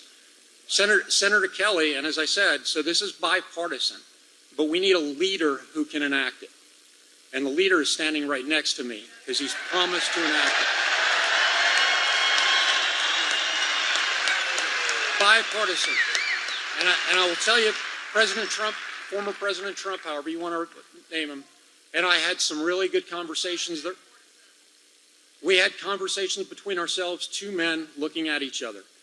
The man had a tear in his eye when he saw the picture of my son, and the person that those that are on the that are not have not committed and don't know, he's a decent man. He tried to help us, and he promised to help us. He also made a promise to me that'll be between the two of us. But if he's elected, I do believe he'll keep it. Sir, I can't thank you enough. Sir, I can't thank you enough for what you've done for my family in terms of calling attention to this. It was unreported in the media. Go back and check for anybody who looks. And I will tell you, and importantly,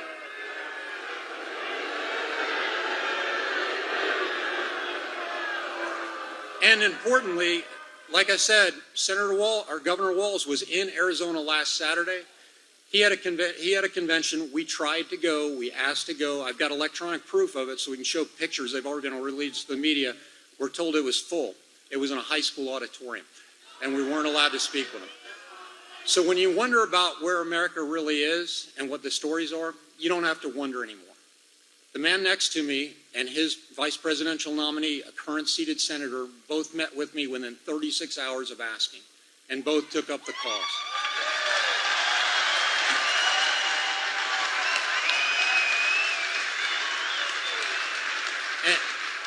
And for any troll that is out there and says your son shouldn't have been in Mexico, if it's safe for 25 million people to come here, how can it not be safe for my son to go an hour south of the border?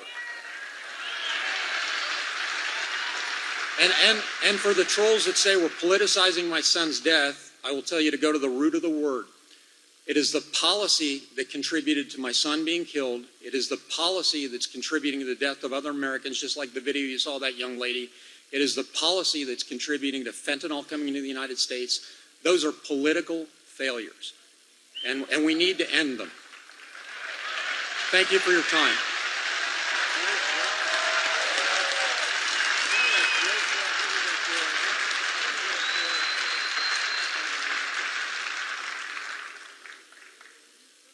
I'm asking you, help us get justice for Nicholas.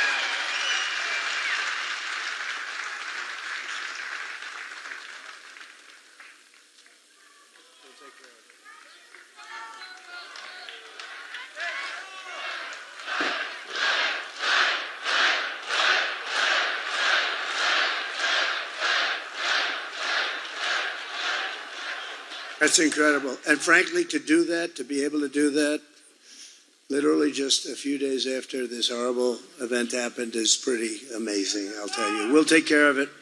We're going to take care of it. We're going to get that guy. We're going to get him. We're going to get him. They know who he is. Can you believe it? They know who he is. Nothing's done. Mexico's going to give him to us. Mexico's going to give him to us. They have to. They have to. It's going to be real easy. When I'm president, we're going to put the drug smugglers and human traffickers, we're going to put them right out of business. They're killing hundreds of thousands of people in our country. You know, if we had a war, it wouldn't be as bad as this. Hundreds of thousands of people a year are being killed. To expedite removals of the Tren de Aragua savage gangs, I will invoke the Alien Enemies Act of 1798 to target and dismantle every migrant criminal network operating on American soil. And if they come back into our country, it's an automatic 10 years in jail with no possibility of parole. And I'm hereby calling for the death penalty for any migrant that kills an American citizen or a law enforcement officer.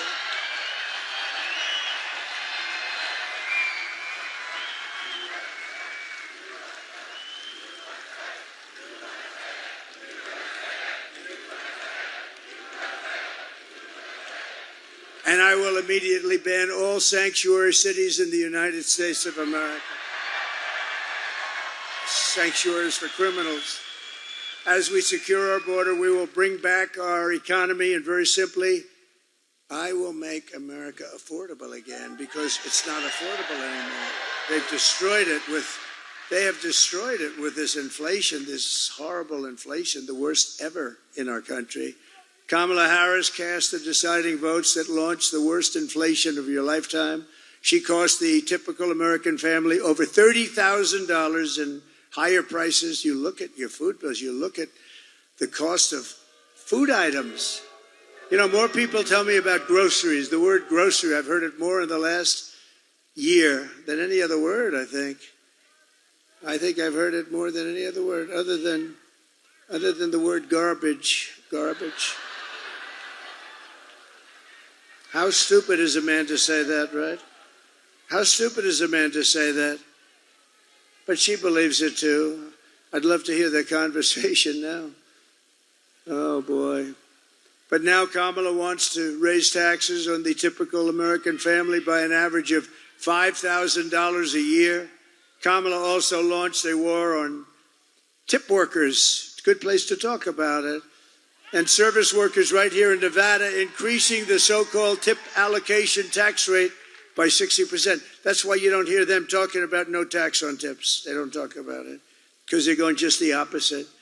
In other words, even after Kamala wrecked your economy with inflation, she came after your tip income like a vulture would do, actually. She doesn't understand it. She doesn't know what it means. She has no sense of economics, none whatsoever. If she gets 4 more years, Kamala Harris will pick your pockets bare. We will not have a country. Everyone will flee. Our companies are going to flee. People don't realize these companies, these big, beautiful companies, they're run by international business people. They don't live here. Many of them live in Switzerland and Sweden and lots of other countries. They don't mind. They don't even think about it. They'll take these companies out of here so fast. It's a mass charge to see who can get what company. And they want to go, and they'll go. They don't care. They have no loyalty to our country. We have to keep them here by being smart, not stupid. I will massively cut taxes for workers and small businesses, and we will have no tax on tips, no tax on overtime, and no tax on Social Security benefits for our great seniors.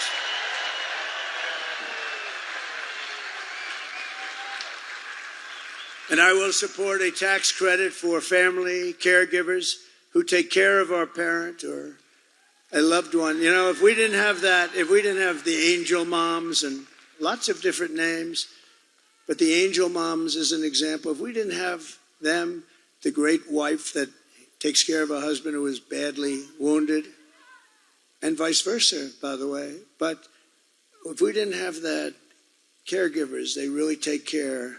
We wouldn't have enough hospitals if we doubled the size of our hospital rooms. If we doubled it up, we wouldn't have enough hospitals to take care of our country.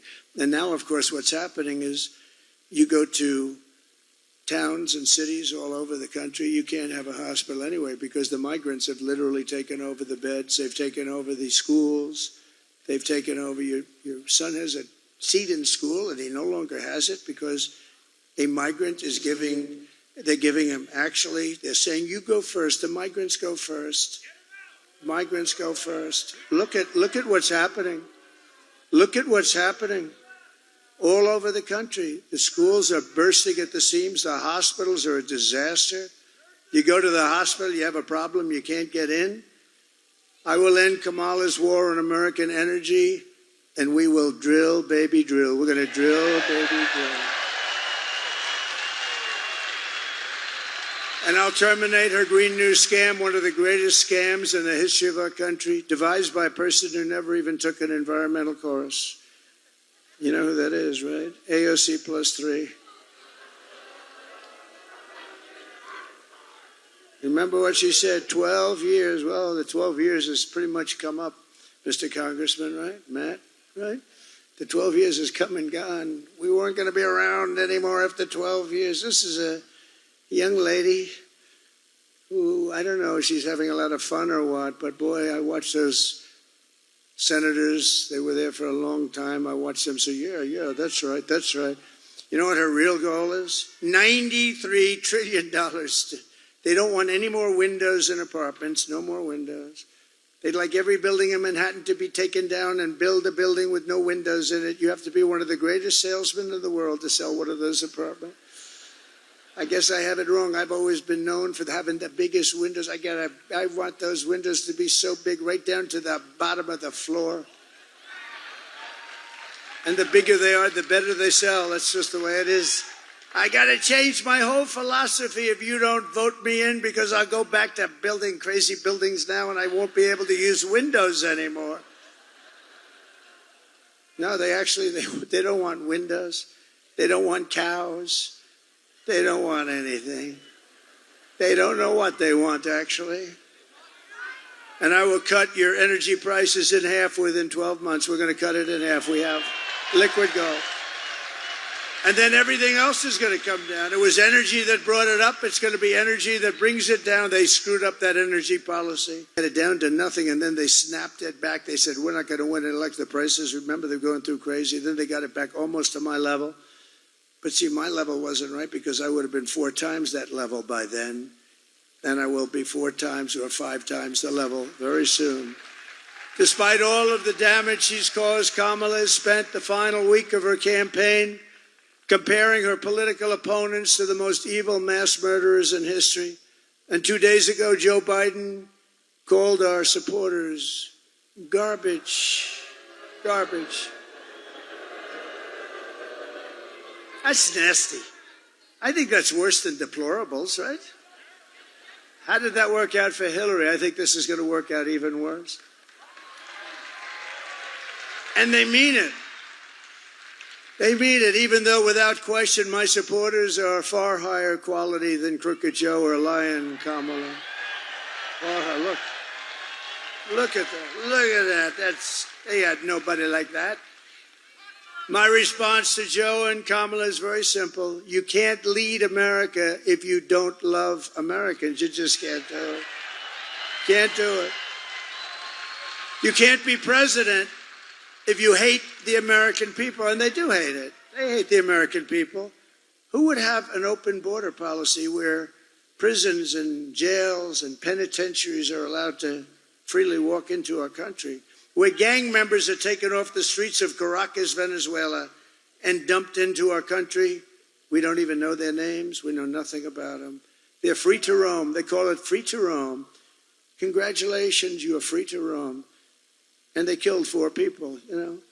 It's crazy. The 13,000 plus that we have, the killers, these are murderers from jails. Can you believe that? These were all murderers, convicted murderers, in jail, in prison, and we know nothing about them. In fact, we don't even know where they are.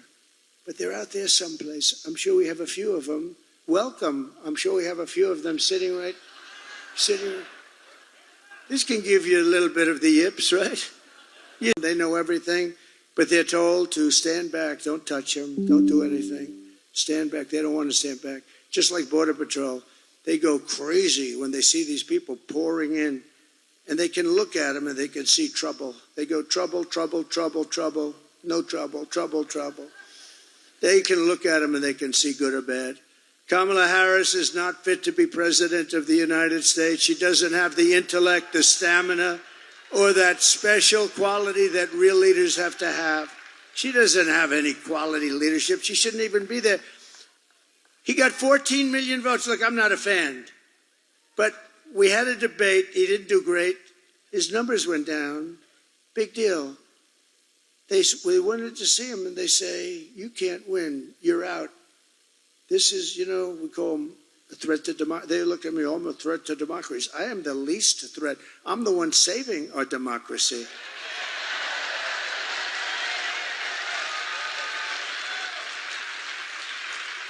Oh, crazy Nancy. She's crazy as a bedbug. She walked in and she starts screaming at him, you're out of here. You're out of here. Get out of here. And it's amazing, her and some of her friends. And yet with Nancy, she was a big owner of Visa stock. She started off with nothing, and now she's worth $200 million, they say. But listen to this, with her husband.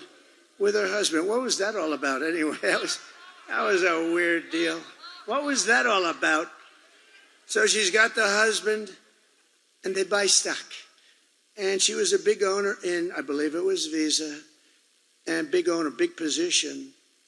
And we didn't know this, but Visa, it was going to be announced the following day that Visa was under major federal criminal investigation. And Nancy sold all of her stock at Visa the day before that came out. I don't know. Sounds a little bad. What do you think, Michael? A little bit shaky. She said it was by strictly coincidence. She said it was by coincidence. No, well, but I don't see the press. Did you guys read about that at all? I don't think so, huh?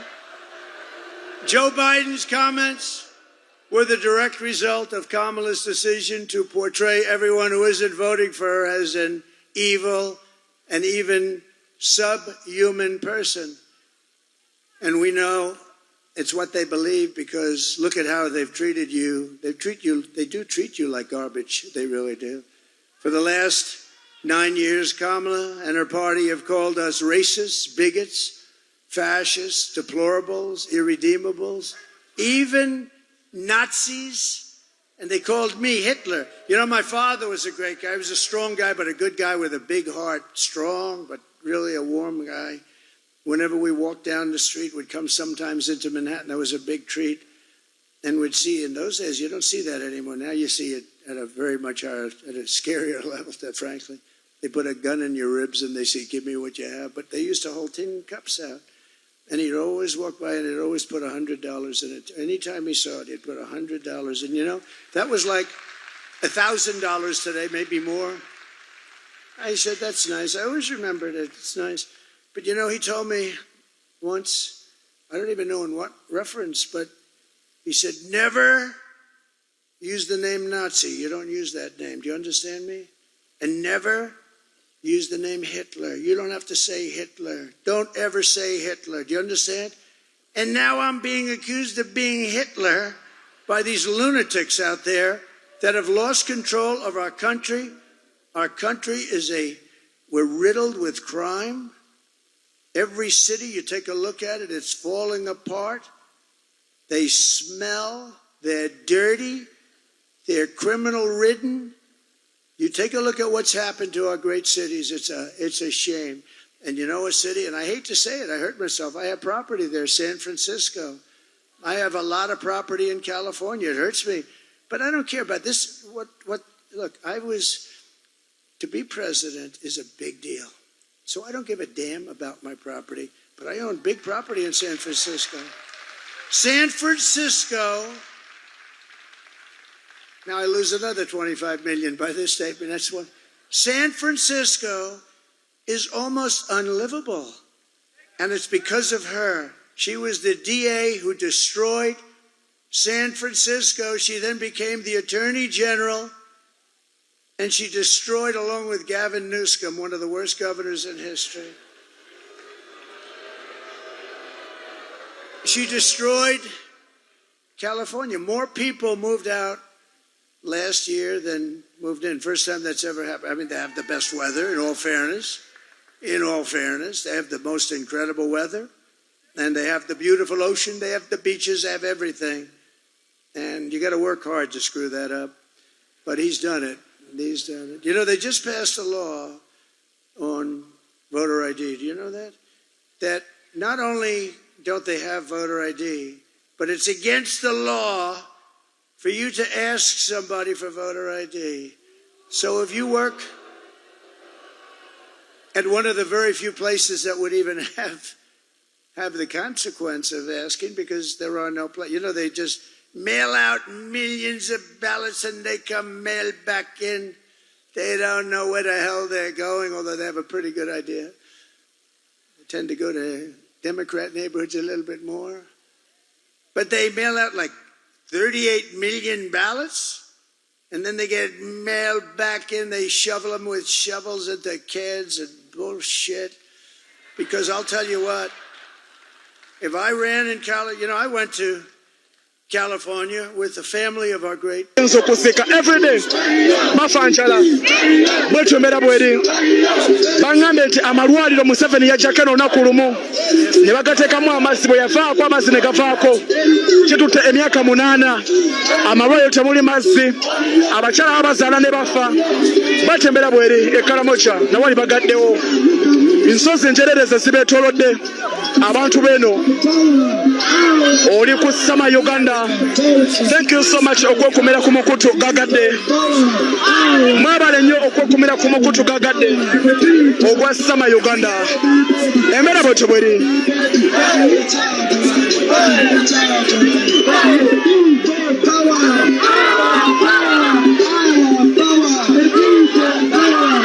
bwetyo embeera bweri omuganda wange ali ku Sama Uganda obwavu bubeeta ku Salujjo obwavu bungi nnyo mu bitundu byeno obwavu buyitirivu nnyo mu bitundu by'e Karamoja ye challenge abakyasinze okuba nga basisinkana omuntu omuwa nusu 10 n'afukamira ng'ayagala kukomba mu bigere jasi ku nusu 10 so eyo yembeera Museveni gye yassa mu bantu beno agezeeko okuba ng'asanyusa mukyala we bw'atyo embeera bweri omukutu oli ku Sama Uganda Media. President uyafulumye I don't know how to ask, but could I see it? I say, yeah.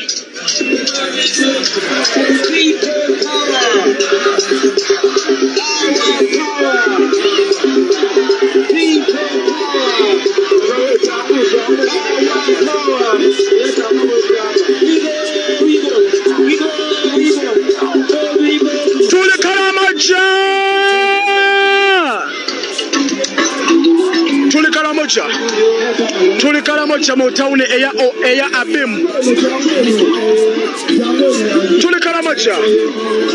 Tuli Karamoja labayo. Mama oyo bamuyita Obiri.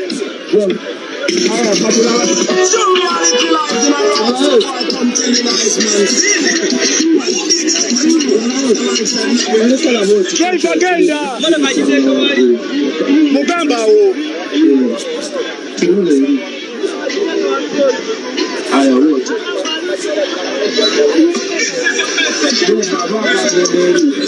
bwetyo embera bweri baganda bange basabo ne bannyabo abali ku Sama Uganda Media. Bwetyo embera bweri tuli live of Abim mu bitundu by'e Karamoja.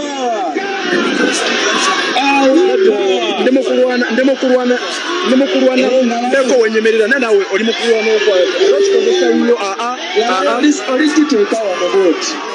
wano wakati olekewo. Honest Ayen, wherever you are, run here very quickly. People power, our power, NUP, everywhere. But the police, when I was to so Sirabayo. People power. Labayo. So now such a demo go there's so Labayo. NUP, everywhere. Bobi wine, Bobi wine, who's on the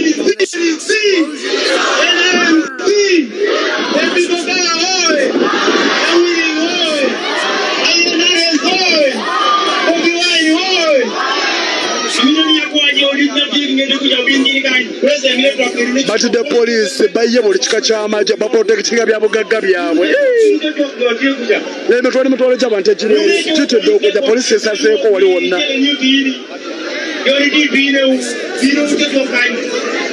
Abasajja bano babi.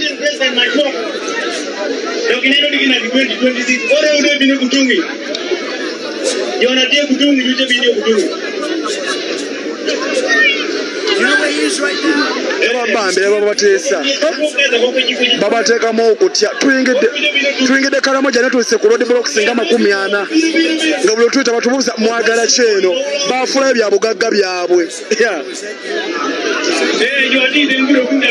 Agambye mudde sayidi zeeno temutya abali sayidi zeewo musembere sayidi zeeno nona banyonyola bye boogera.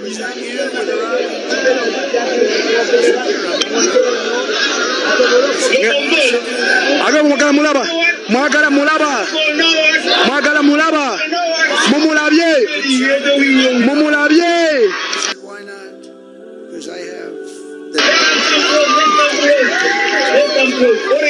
Batidde magye oba gano magye ga nsi ki? From here, at least the guy in command,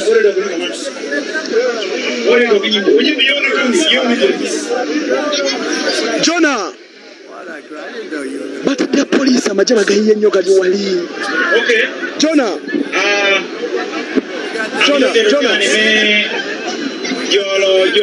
Bagenda kujja batidde magye. President Telo, team no yaki secretariat, kota kanya tiye team.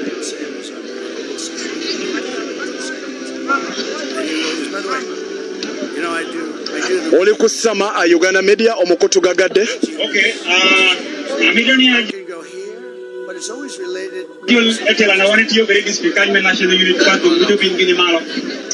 As I look, I see them, I say, whoa, there's a senator, one of the biggest senators and maybe the most powerful guy. Because Mitch doesn't have it anymore. bwetyo emera bwe kyalimu kubanga etambula president agenda kuba ayogera essaawa yonna naye nga tuli almost Kalamoja kuba tuyingidde Kalamoja ntoka tubanga tutuuka wano naye embeera mbi banaye embeera mbi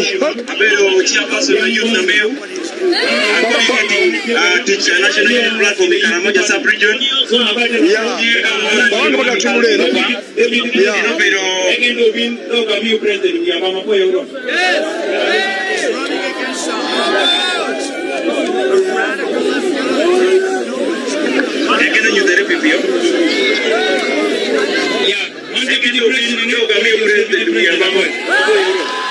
Madam Deputy President, you're welcome.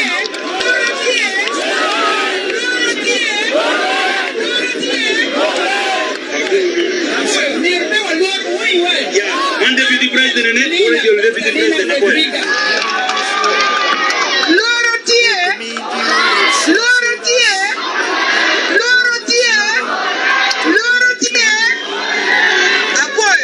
Facebook, Instagram.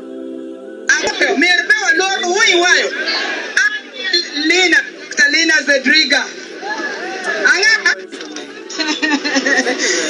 Angeni umiri winyu orla did president. Na Uganda ko. Bobi wine ko. Chi Babylon we can know again. Everyone chairperson. Excuse me. Look at next we wayo. Excuse me. And when give me ruin. But I did what's called an old-fashioned press release, and I do a press release, and I put it out, and it got better. President. Bobi oye. Ana be president mekanyi. He said to me, you know, think of it. Thank you so much that you took you away from. I had like 280. I know Mark Zuckerberg said one. I think of that. He came. Ana for you. Guru be guy me akura kai. One government own. Government own. Ya so say guy me to buru na kai. Iti mi aku. Bobi oye.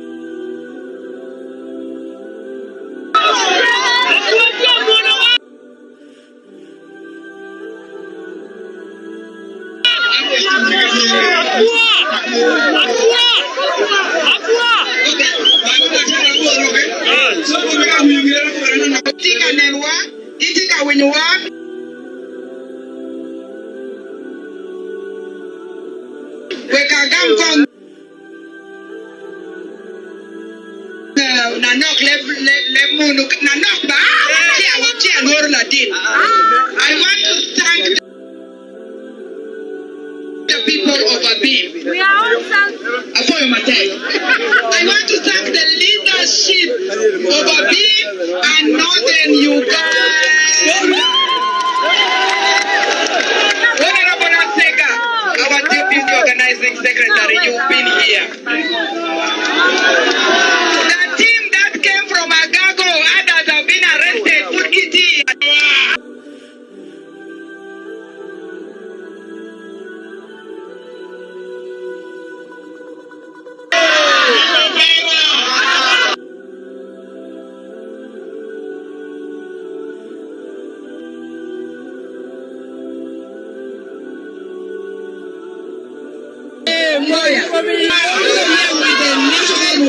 Secretary, Mutu Wawato, and Dano Beluki, one number, Lutua, Honorable Chairman.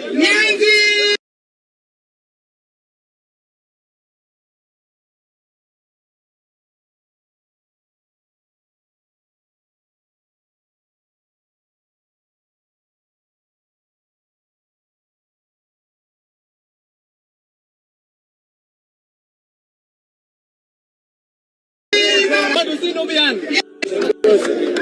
Excellency, the de facto and the having recognized the Excellency, the de facto and the jure president, having recognized the media team, the global team, diaspora, and all over northern Uganda. We are very humble and very honored. All the militarization, intimidation, and it is all the militarization, and it is all the deployment. Mama is here. Very honored to welcome you, Obini, on the stage. Witness. Abim. Yes. To Abim is the Lubara name. Obin is the Lubara one, and Obin is from here. Obin here. We don't put the I. So, when we go Uganda, Your Excellency,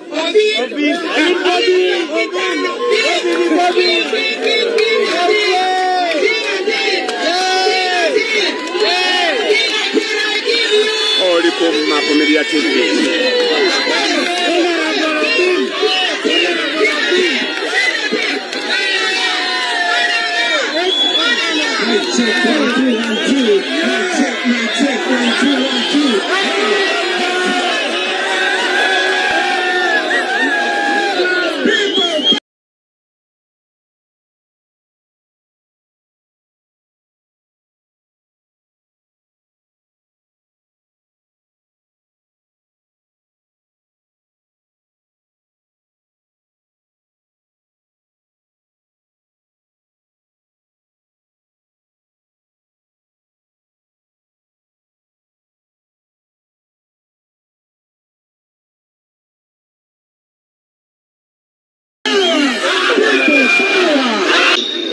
My brother, who is not brother, Ayen Anes. The